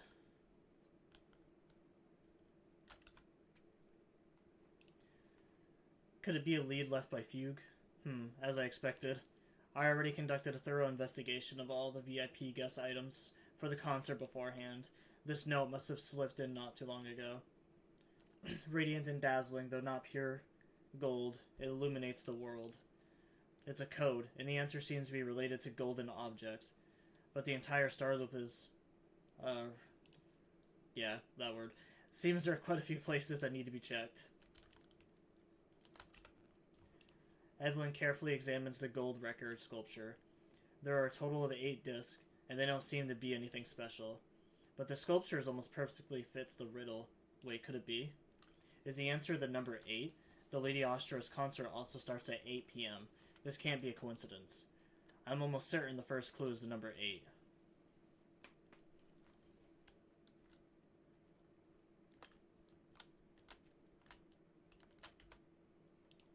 Taking the elevator. Go to Luminous Hall.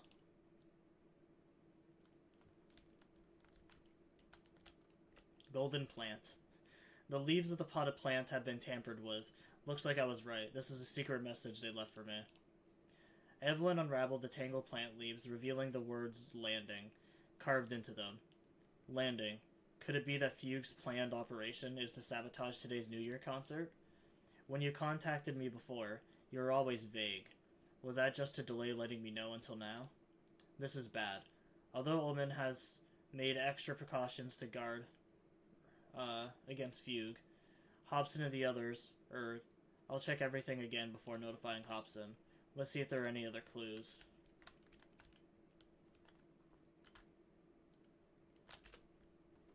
Miss Yao's poster. Radiant and dazzling, though not pure gold, it illuminates the world. Miss Yao may not be made of gold, but she shines just like that. But I've been keeping things from her. What does that make me? I had an opportunity in the private room just now, and I let it slip through my fingers again. This poster must be hiding a clue. As expected, the word upstairs is vaguely visible on the dark part of the poster. Upstairs. Could it be referring to the atrium?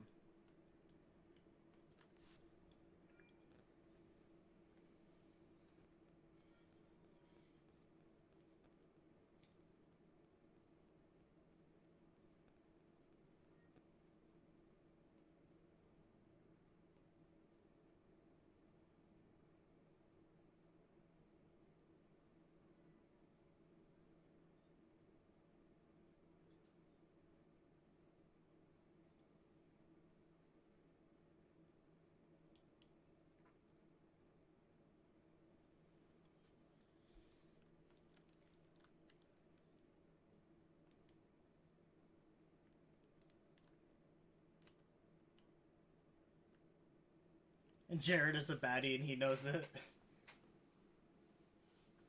At that moment, the communicator buzzed.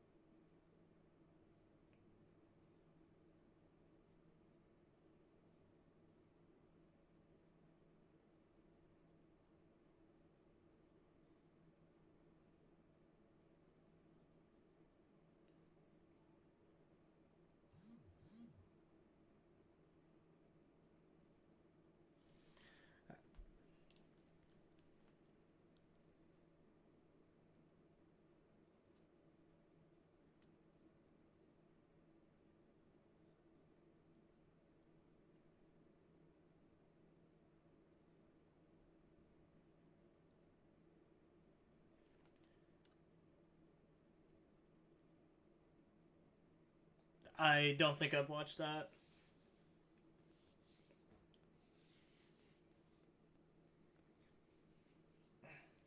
If it's like an anime or something, I probably haven't watched it. I need to.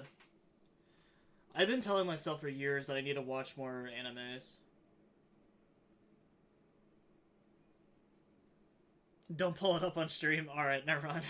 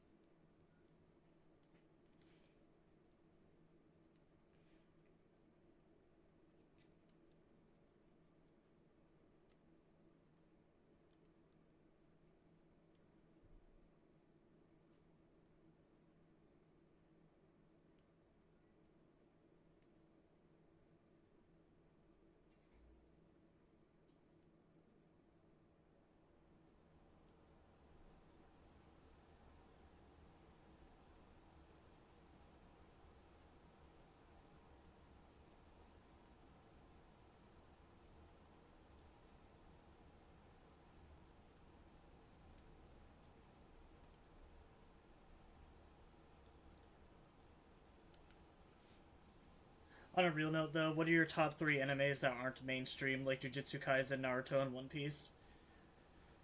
Uh, I mean, I do like Naruto and I do like Demon Slayer, but I'm not gonna include them because I consider those are very mainstream. I would say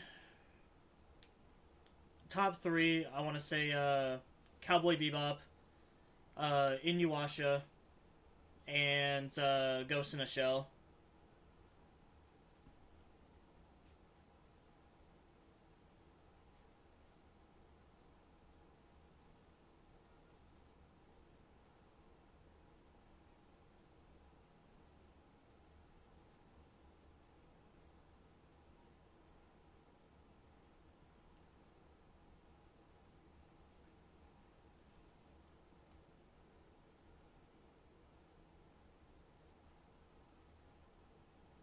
Yeah, Ghost in a Shell was pretty much that like futuristic like naked robot lady.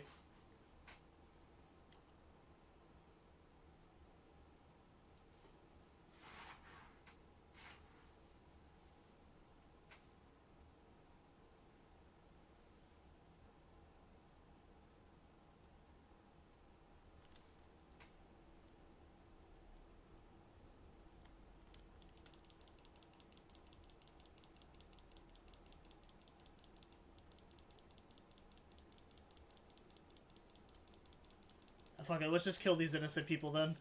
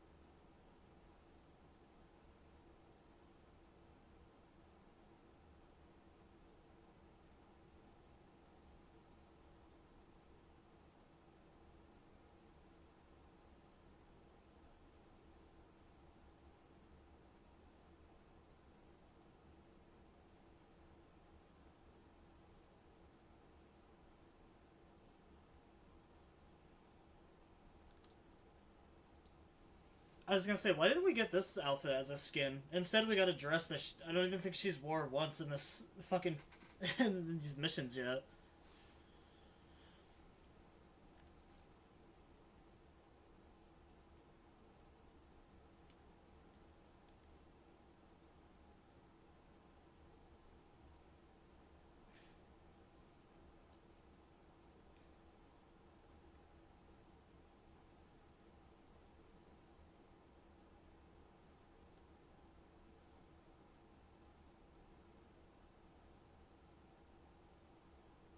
Ooh, fucking yeah, Corpse Party is really good.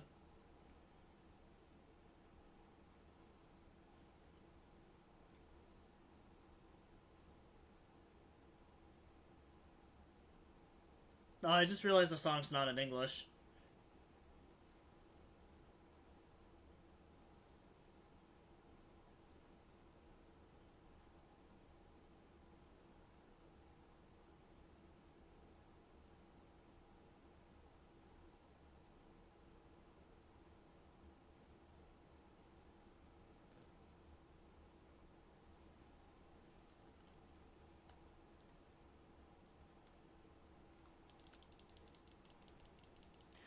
I've always wanted to play the Corpse Party game.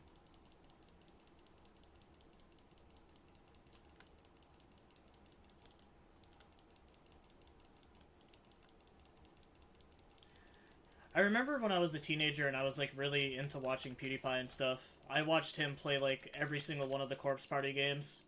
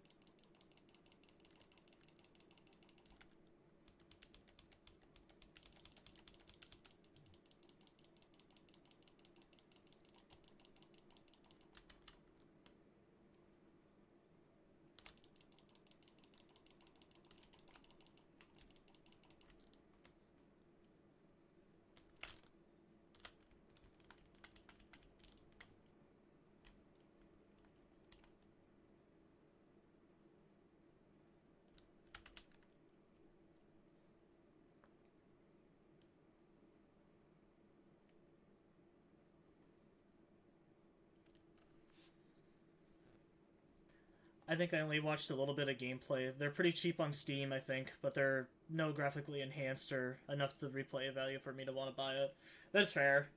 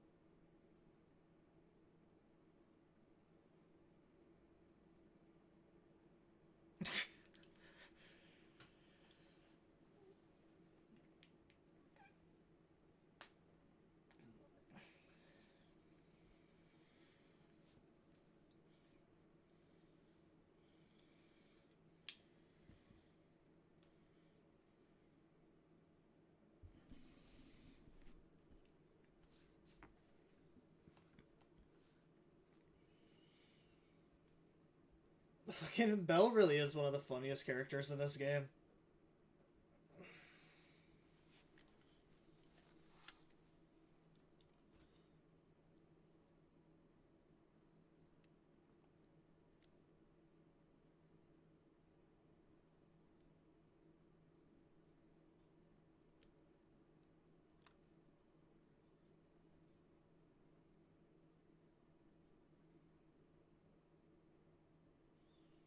Meanwhile, on the stage, all the lights went out during the intermission, leaving Astra alone in the darkness, frantically trying to reach everyone.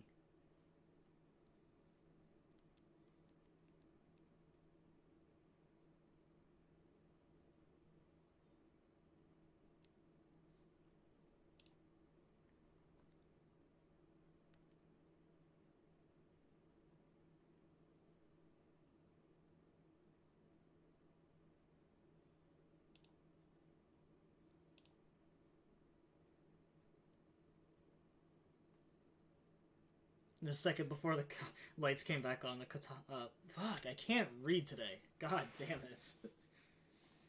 I'm not even gonna read those anymore. Fuck this. I can't read today. Words just don't want to word today.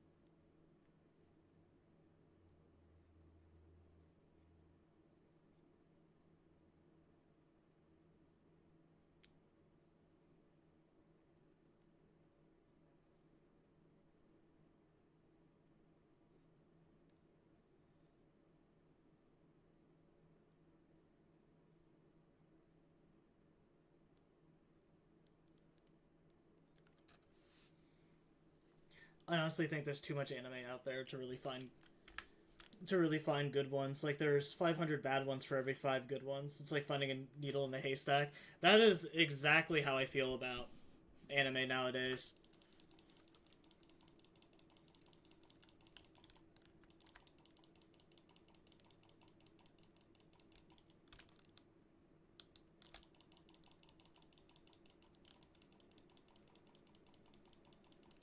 It is so hard to find, like, any decent ones.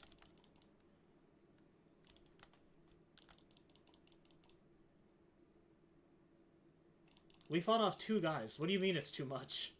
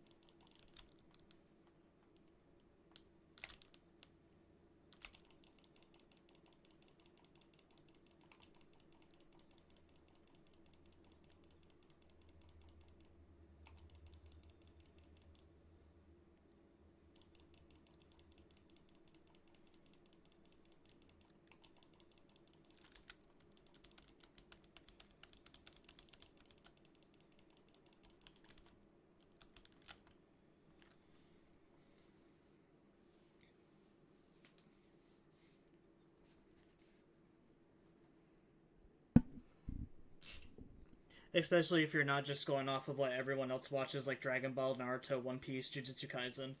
It seems like once it picks up traction, it gets a 50-50 chance of being really bad or extremely good. There's some, like, big animes, too, that I just don't understand the like, appeal in. Because I hate One Piece. I never understood the appeal of One Piece. I've watched a little bit of Chainsaw Man, but I don't like that show either.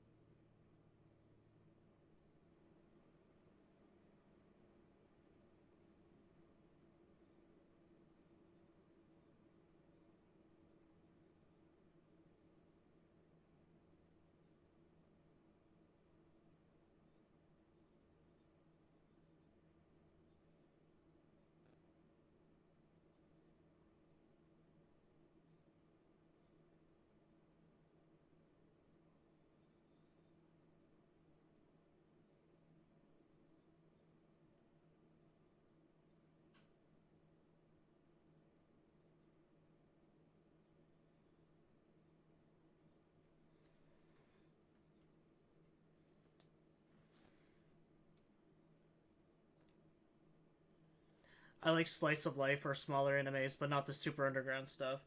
I think what plays a big factor in anime too, unlike standard cartoons or American TV shows, is that it's a lot of variables that can make or break the show, like voice actors, the animation, the art style, the personalities of the characters, and obviously the plot.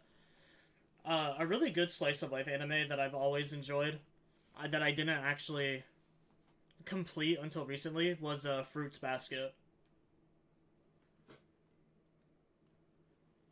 I know Fruits Basket is kind of like on the girlier end of like animes, I guess you could say.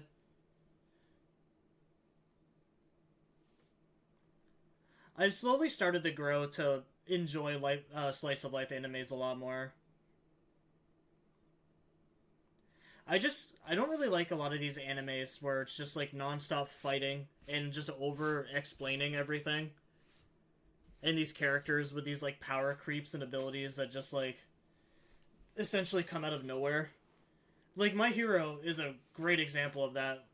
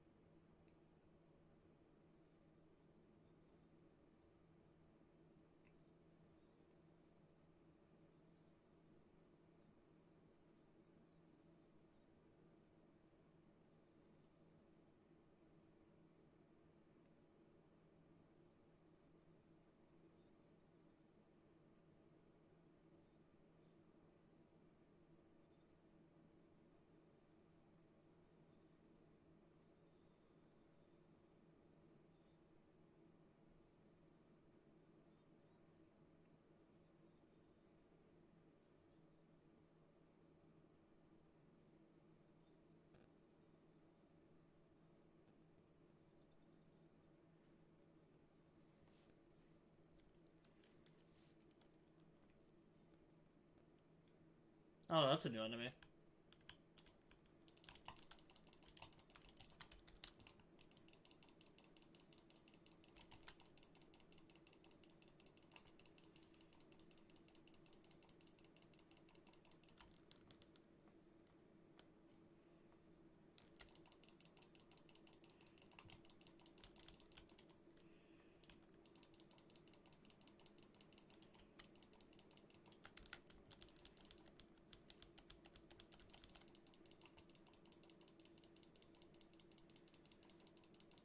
Hack and slash just meaningless fighting scenes. I know it's definitely like that in Shippuden. In in like the first series of Naruto, I actually hated the like first couple of seasons because it's just nothing but just like explaining every like little character detail and story before the actual fight.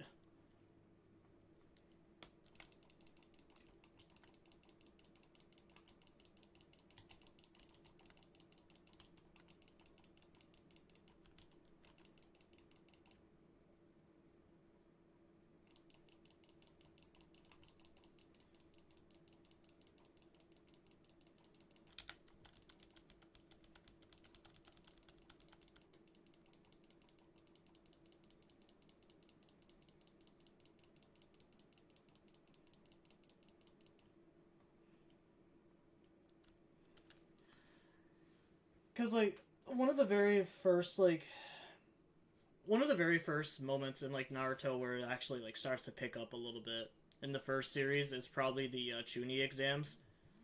And like every other episode was pretty decent, but like every episode that had Naruto in it when he was fighting somebody is just like 30 minutes of just explaining dialogue and explaining why they led up to this point, and then like 5 or 10 minutes of actual fighting. And that's why I hated the first series of like Naruto. Like the first series is iconic and like I still look back on it fondly just cuz like I was a teenager growing up and watching that shit. But like as an adult, it's just so boring.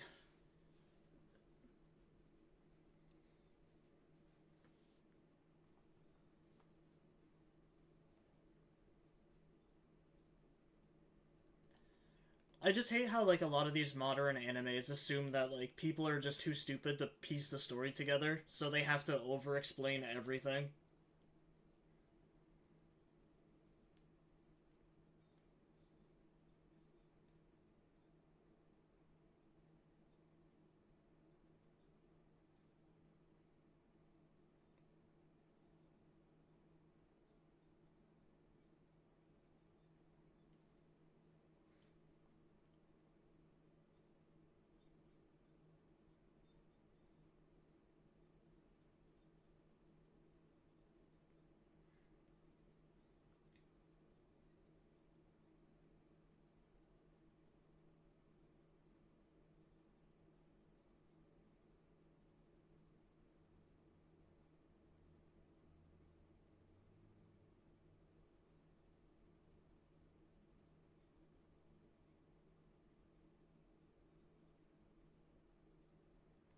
I know of Your Lie in April, but I haven't seen it either.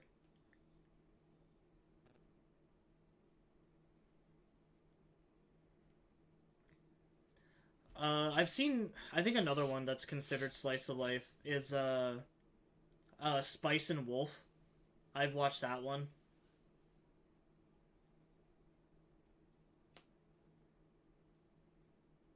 Does Miss Kobayashi's Dragon Maid count as slice of life? Because I've seen that too.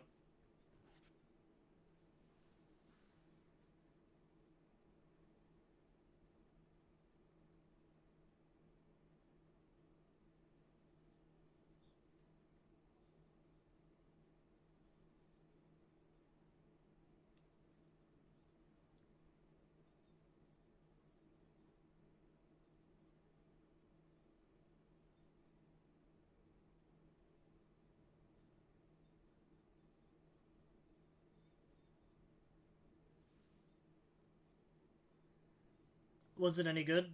Miss Kobayashi's, yeah, it was pretty good.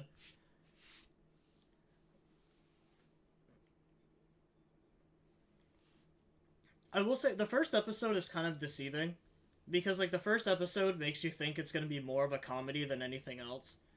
Cause like the little girl is like super funny in the first episode, and like some of the dialogue is like fucking like insanely hilarious. But then just the rest of the show is so somber, and it's just like it doesn't hold a candle to how the first episode was. It does this. It does really good at selling you, and then it just goes straight into like slice of life.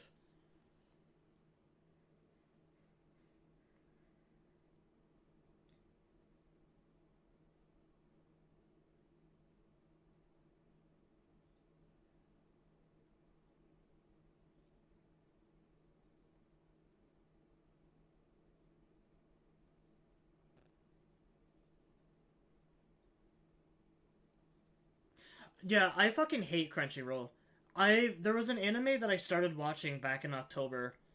That was a horror based anime, and after like Halloween was over, they shifted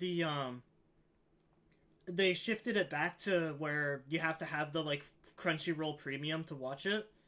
And that's what I hate about Crunchyroll is like some shows will you'll have to have the premium to watch. Some shows it'll like it comes off and on. So I can watch the entirety of My Hero perfectly fine on Crunchyroll, but I can't watch this little fucking anime that no one knew about until I brought it up to my friends.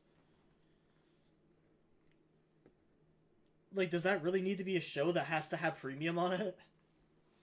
For like a show that had 2 seasons and it wasn't even that big.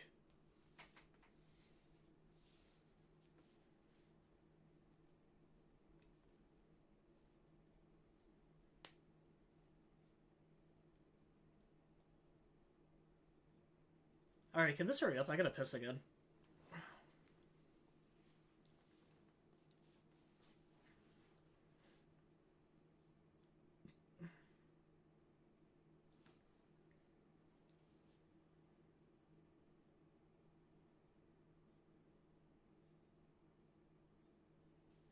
I will be streaming later tonight again for those that didn't hear. I'm just streaming this game now early in the morning because I know not everyone likes the Zenless stuff.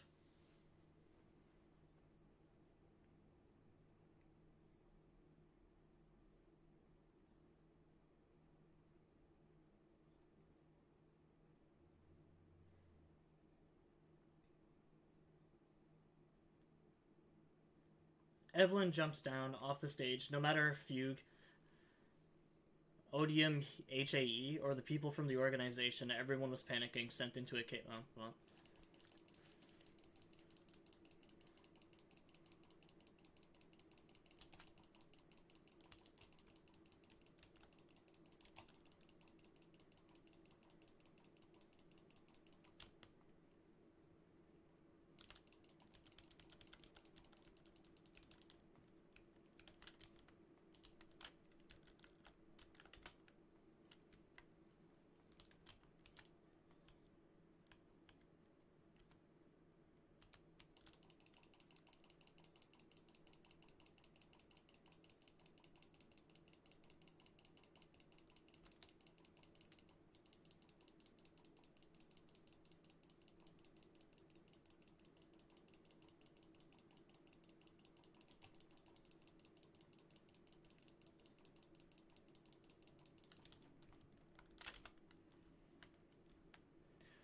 I haven't fully watched an anime in about 7 years. We used to watch anime on Xbox on an app called AnimeTube Unlimited, and it was just a streaming platform that we could all watch together.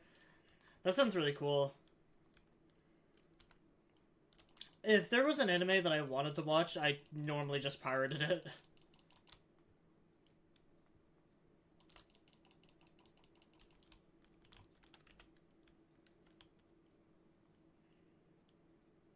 Because, I didn't really start getting into anime until I was about, like, 15 or 16. And I was living with my brother Sammy at the time, who didn't have Wi-Fi. So we would have to, if we wanted to, like, check our phones or, like, get internet access, we would have to walk down to the library, and we would sit there, like, from the afternoon all the way to, like, midnight, just downloading shit onto our PCs, our laptops, and we would just bring it back home and then just watch shit all day.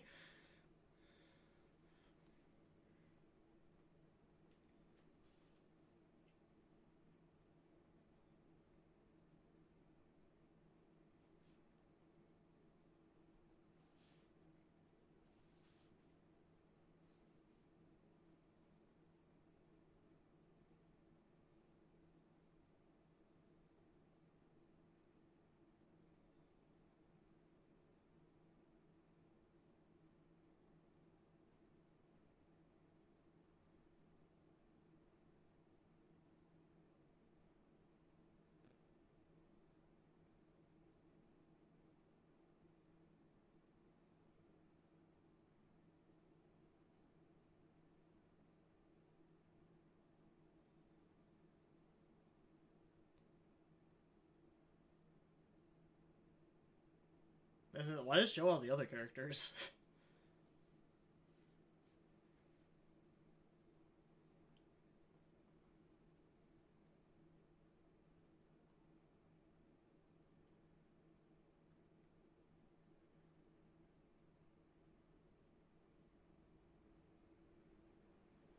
After the concert, Evelyn spent several days at public security giving statements and answering every inquiry. The information shared with public security needs to be handled with the utmost caution. After all, this battle involves Fugue, Lady De Winter, and the organization. I can't believe that. I can't believe they hid it from me. How could I not be worried when Eva's missing? Please, come out soon. Officers, please. Eve isn't a bad guy. I used to do something similar. We didn't have internet at our house until I was about 9. So we would walk over to church across the street and mooch off their Wi-Fi just to watch some new Smosh videos or COD trailers. Yeah, the crazy shit that, like, people had to do without Wi-Fi.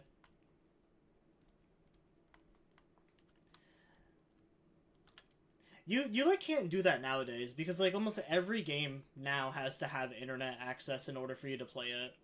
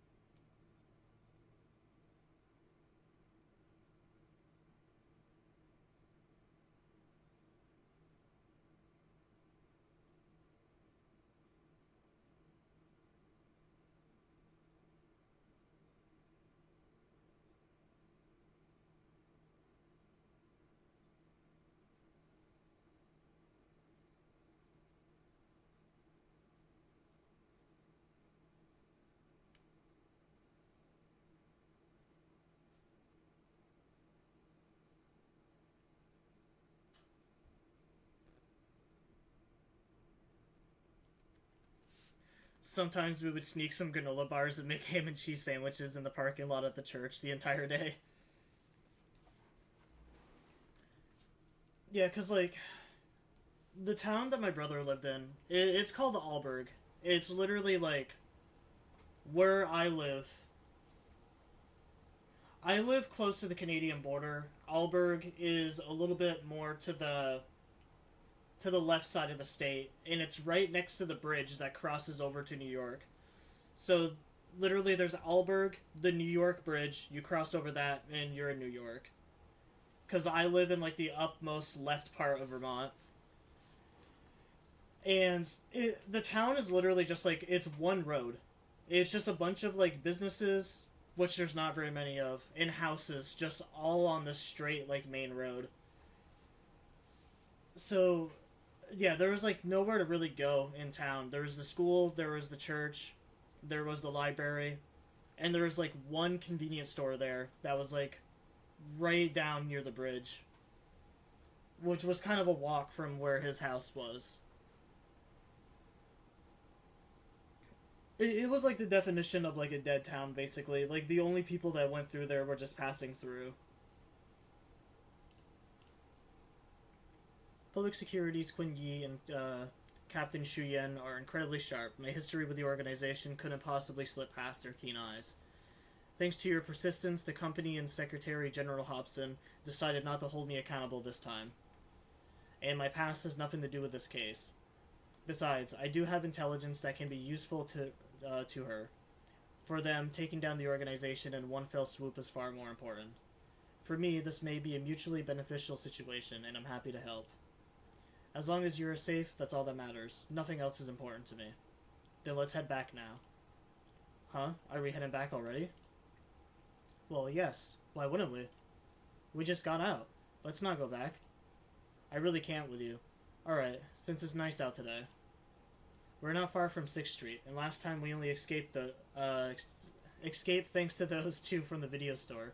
Let's go and give them a proper thank you. Yep. You should head back first. I will ensure Miss Yao's safety. Huff, 6th Street. Let's go to 6th Street.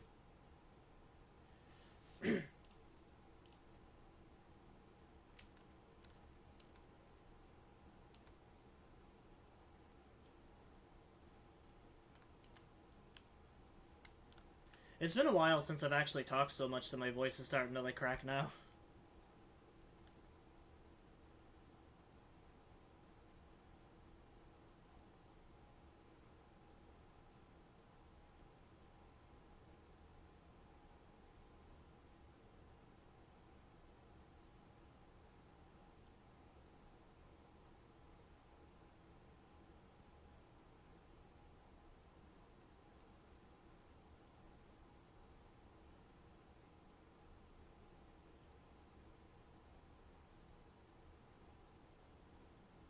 And what's the gift, or is she just gonna stare at me?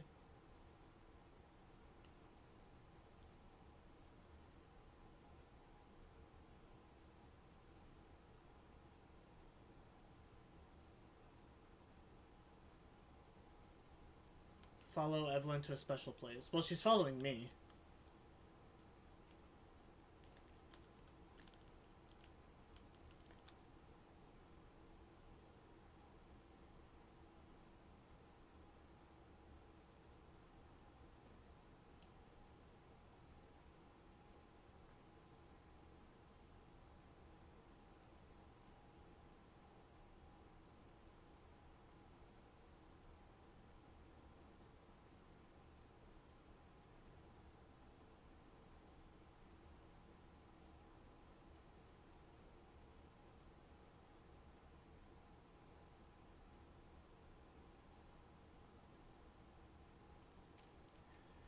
Isn't the whole plot of One Piece is that they just eat fruit and get really strong?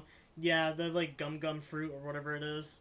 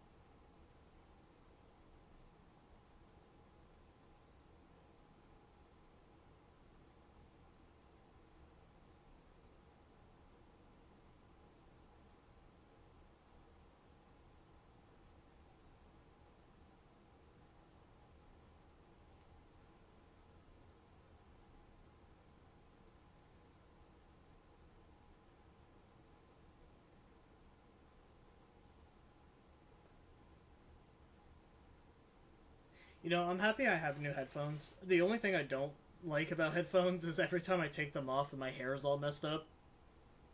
There's like an indentation in my hair from where my headphones were laying.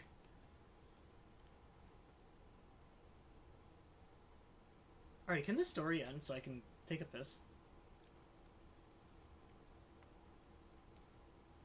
I might actually, I just have to pee now. I've been holding it for too long again.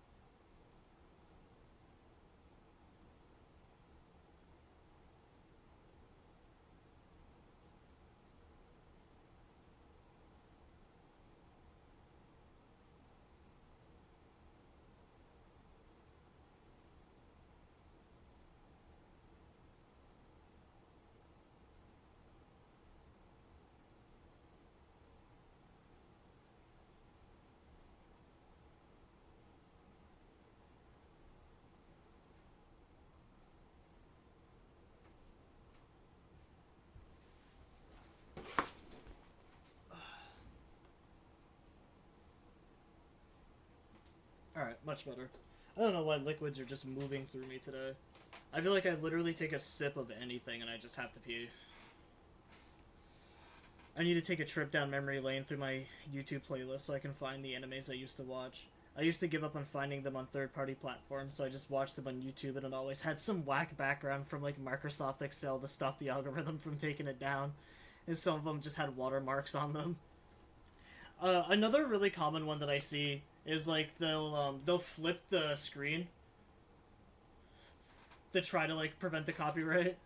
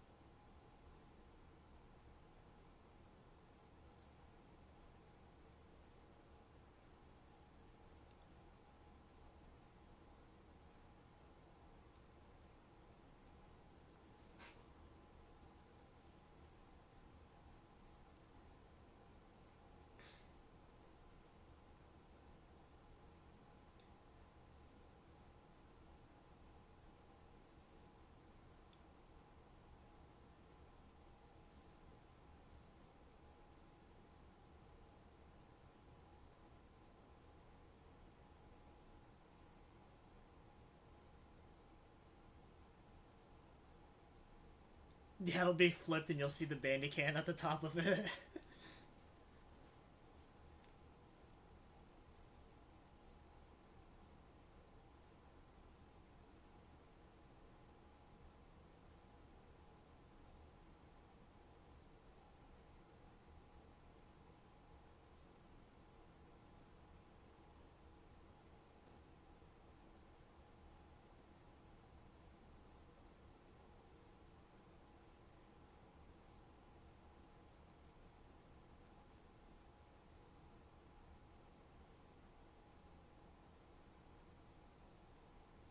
I never actually used Bandicam, but my first, uh, I was gonna say my first ever recording program was Fraps that I pirated.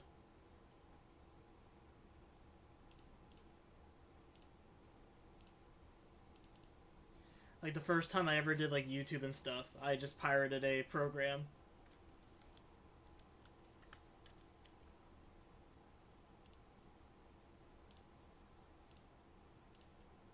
Oh well, I got a lot of Chrome. There we go. I forgot the name of it for a minute. Oh shit, is there actual commissions now?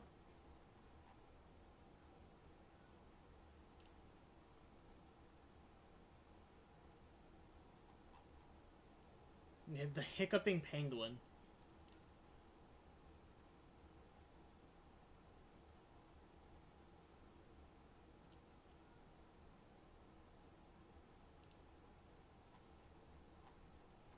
I literally have not looked at this in so long. Because there just has not been any missions coming this way.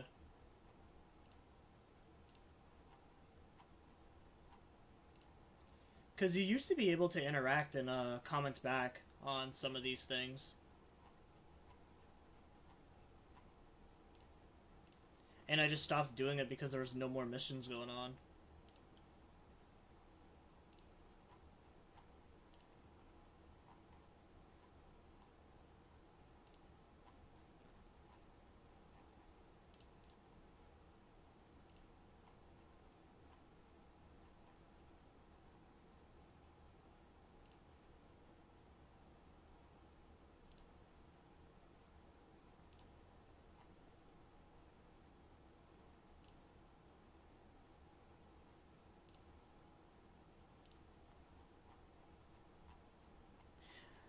Maybe this is the reason actually why I haven't gotten some of the commissions was because I wasn't reading through these.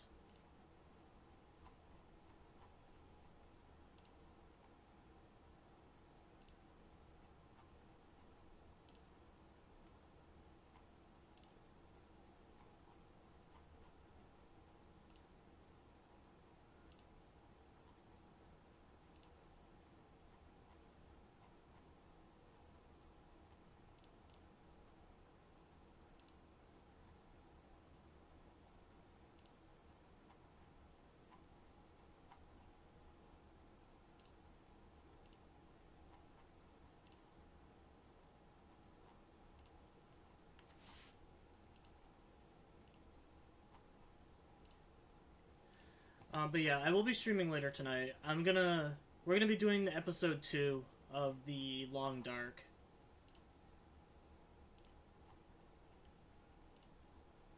I'm gonna try pulling out my money that I got from Twitch, and I'm gonna see if I have enough money to buy the DLC for the game.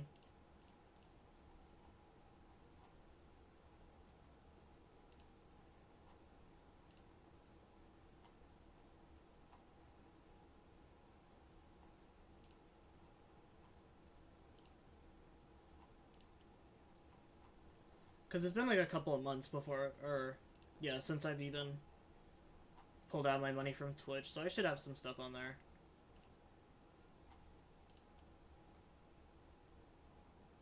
My first time making a YouTube video, I had an old tablet and I would just set up bots and Black Ops 2 custom games and trick shot them on Nuketown.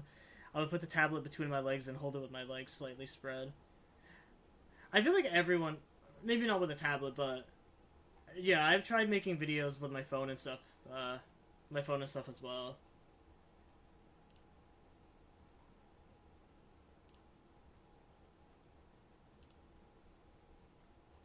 I I had one of those rotating fans actually, and I remember that I took a piece of tape, and me and a buddy of mine we taped my phone to the fan, and we would like our first couple of YouTube videos before I deleted them. Was just taken on my phone, just pointed at my TV screen as we would play just like split screen games together.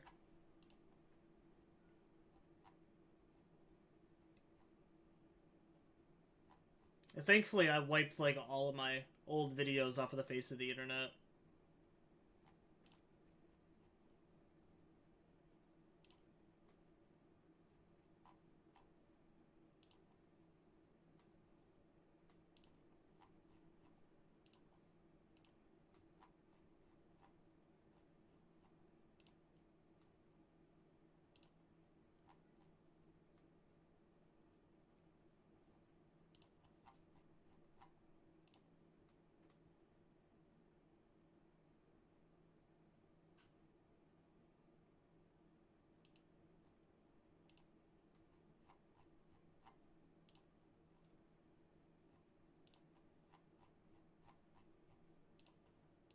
Wow, I guess there's a lot of posts that I didn't look at. I was like 11 or 12. I feel like that's a good starting point for YouTube, honestly.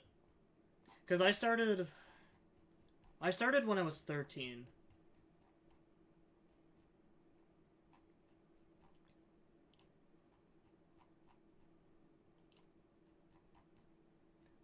Yeah, I think I started at 13. A year into my old channel, I didn't like it anymore. So I deleted my old channel. And then when I was 14 is when I made the Kodak the Bear stuff.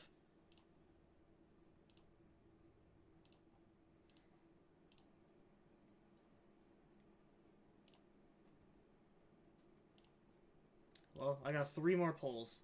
I'll see if I can get her, but my polls have not been good so far.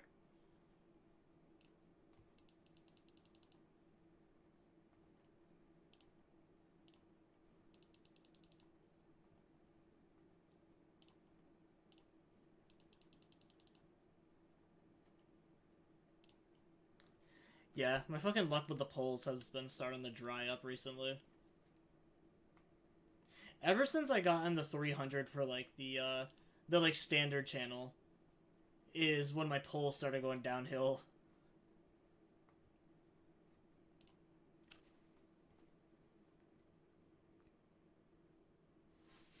Alright, I only got a little bit of more time till I have to get my daughter.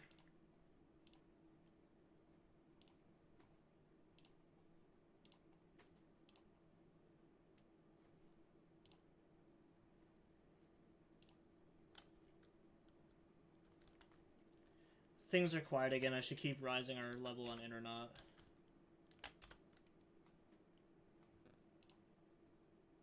Yeah, there's the Ellen and Astra story.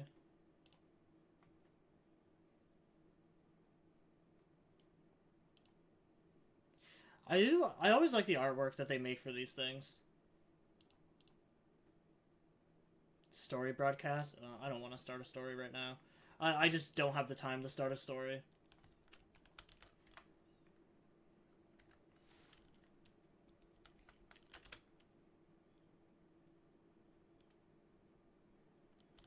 As much as I really want to do more story stuff, I just don't have the time to right now.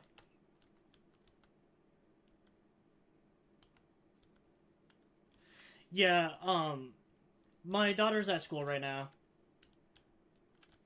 She's only in preschool, so her school time is from 8 to 12:50. At least 12:50, I think, is like the latest that you can pick them up.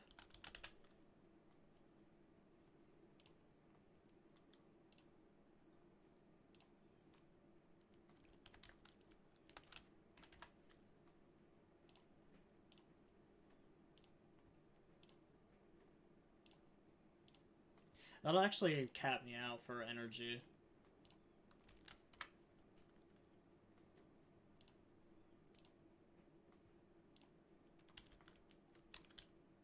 Yeah, her teacher had called me earlier saying that she wasn't feeling good, and it was kind of just like no shit. I knew that for a while, but she'd already missed 2 days of school, and I don't want her missing more.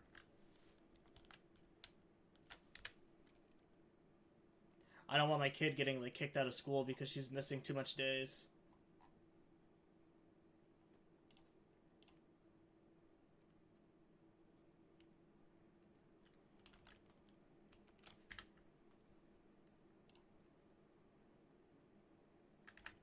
It'll cap out by the time I'm there.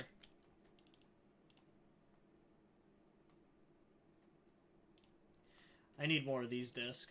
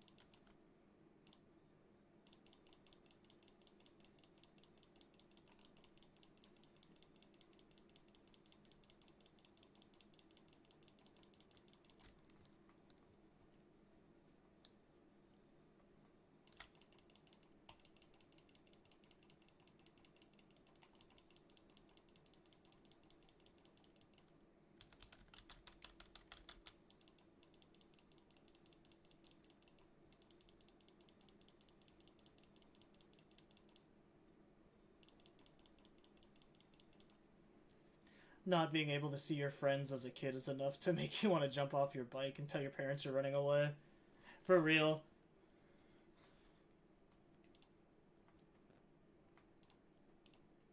When I was forced to live with my mother, uh, I mean, yeah, I guess I did technically run away because I moved in with Sammy.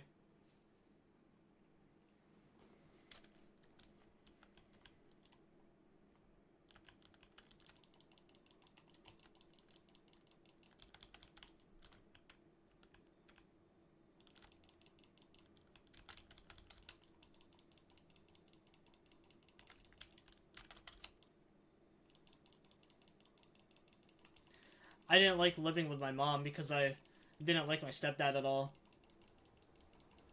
So I ended up living. I practically lived with Sammy for like almost 2 years.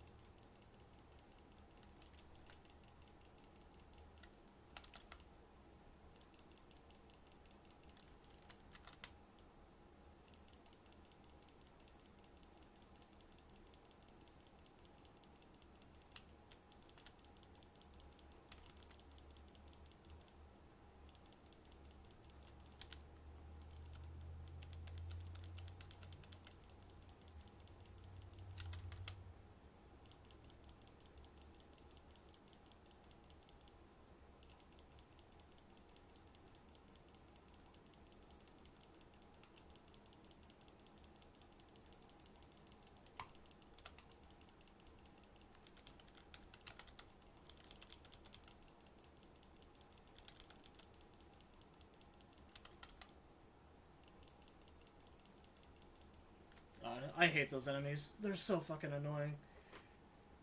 Especially the unblockable laser attack.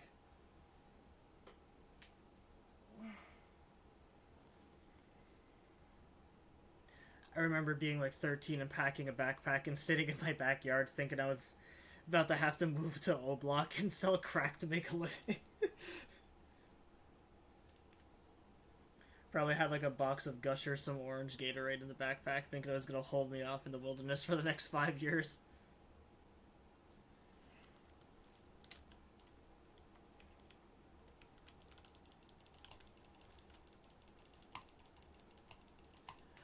There was one time my mom did actually have like police officers and like my entire family coming to look for me one time. She thought I ran away, but I was literally just like 2 houses down from her at a friend's house, and she had just completely forgotten that I was even there.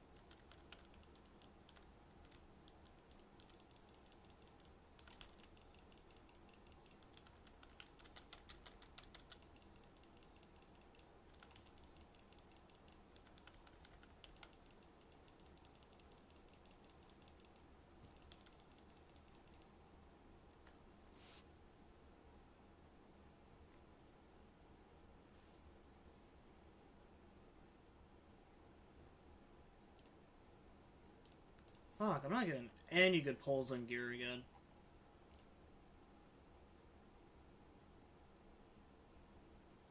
Man, my pulls have just been terrible.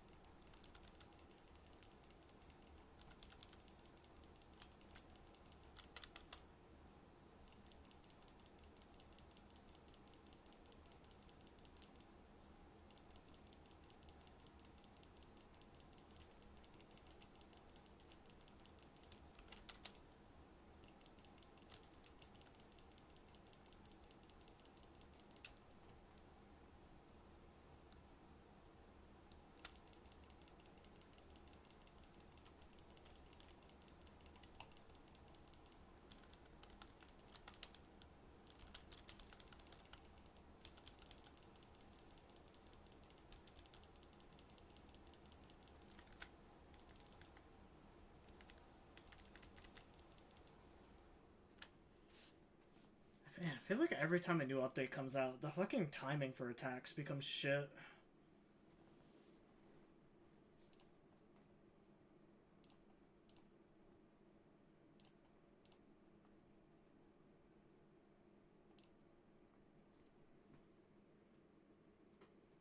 In my head, I was probably thinking I was gonna keep drinking my pee and eating random berries because I saw Bear Grylls do it. But that was a risk I was willing to take at 13, all because my brother wouldn't let me have a turn on the Xbox or something. Thankfully, I didn't have to deal with something like that because I only have a... at the time, I only had a sister. And my sister is definitely not interested in video games like I am. Which was nice, because I didn't have to share any of my shit.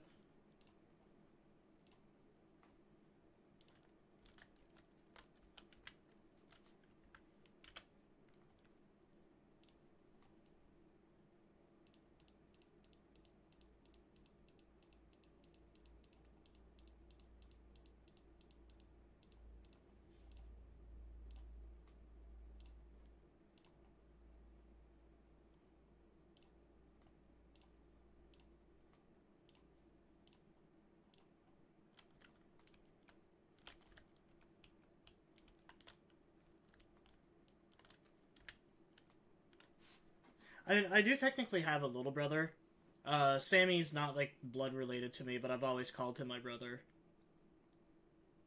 But my mom didn't end up having another kid until I was 14. But, you know, by that point, 4 years later was when he finally was able to, like, start talking. I was already, like, 18 by that point and moved out of the house, so it's not like me and my brother have ever had, like, a good relationship or anything.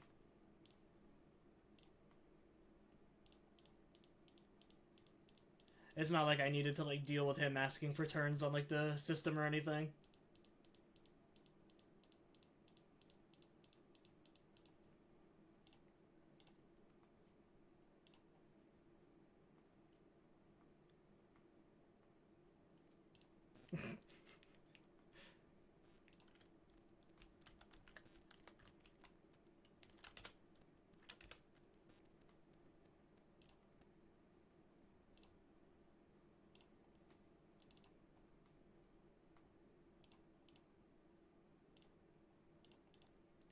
My sister hates dolls. She can't stand dolls now.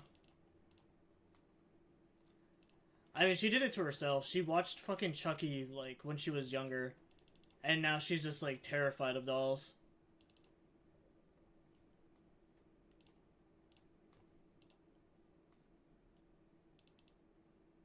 Why the fuck does it keep giving me impact?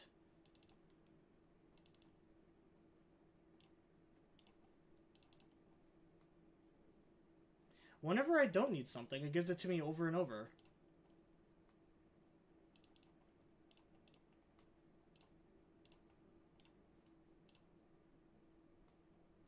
I literally just need one with the attack stat. Probably, like, the easiest fucking thing of all time to get. I'll keep that one because the stats on that one are actually pretty nice.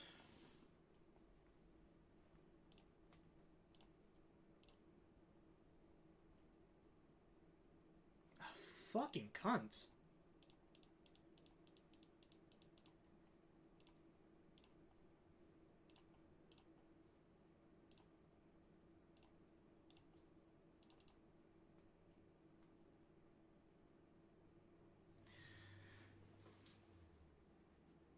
Oh, that one has such good, like, sub-stats, but then the fucking main stat is shit.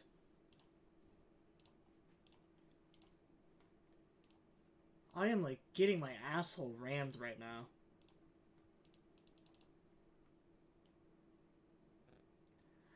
Stop giving me fucking impact. I don't need impact.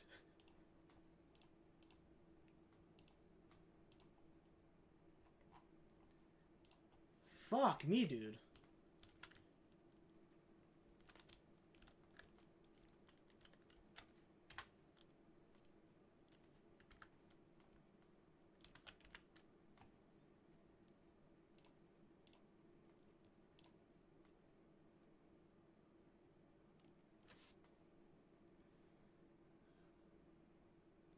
I don't don't like that there's +2 in HP.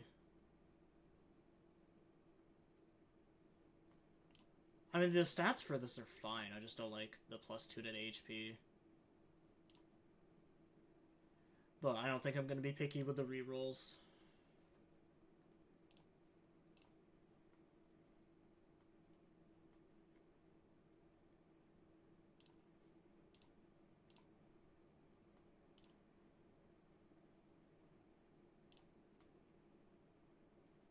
I watched Insidious when it came out and watched it again like 6 months ago and realized how stupid the movie was. 8-year-old me was really terrified of the acrobatic Darth Maul knockoff.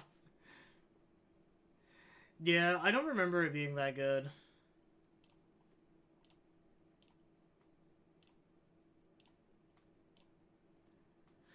In fairness, though, I am just super jaded to like horror stuff. That's why like the main focus on the channel is kind of like horror games. I've like seen so many horror movies, I played so many horror games, and I was exposed to a lot of stuff at like a fairly young age. I probably shouldn't have been around the kind of stuff that I was at such a younger age. But, you know, shit happens.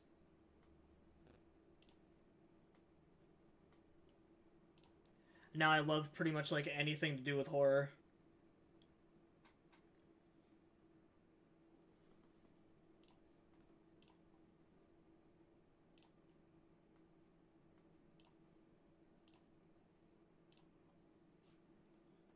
Oh my eye.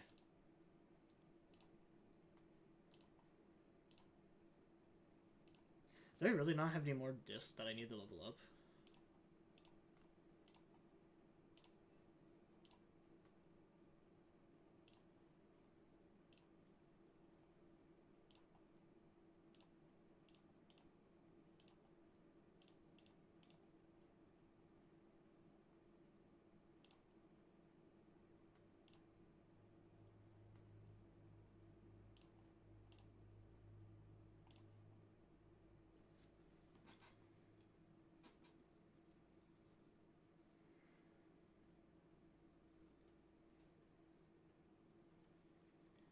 Man, my right eye has just been like really bad recently.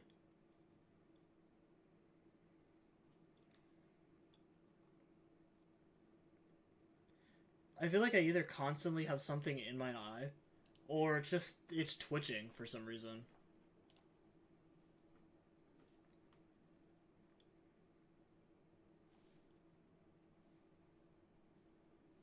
All my friends call me boring since I generally don't watch anything at all. My time is 90% at the gym and 10% on video games.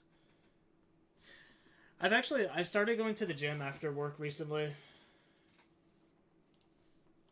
Me and one of my coworkers we've been both saying that we wanted to get in shape for a while now, and we've only now just decided to like finally just buckle down and do it. Yeah, I'm kind of in like the same boat where a lot of my friends think I'm just like really generic or super boring because I don't like watch shows or anything like that. The only show in recent memory I've even watched was fucking Homelander because Jared kept bugging me to watch it and I finally caved in and watched it. Which I mean it was a good show. It's just I really don't watch anything because most of my time is spent either playing games or just taking care of Alice.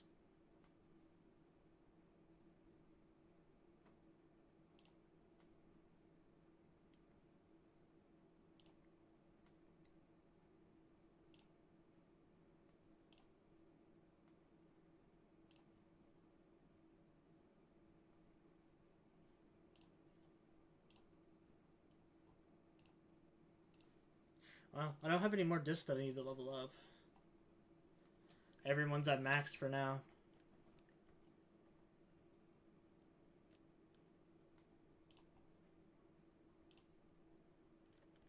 Oh, what is that? Oh, sweet. They added a tab for costumes now.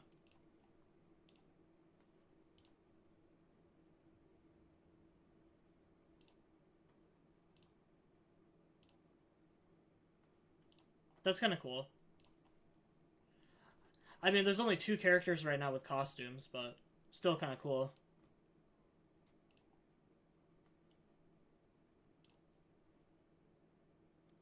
I still think the costume that they gave Ellen for the fucking...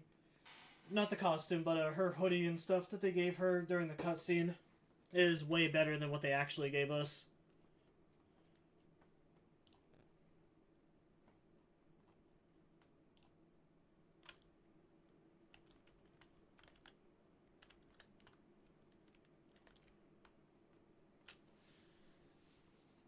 Alright, well, that's all I'm going to do for now, because I do have to get off to go get my daughter.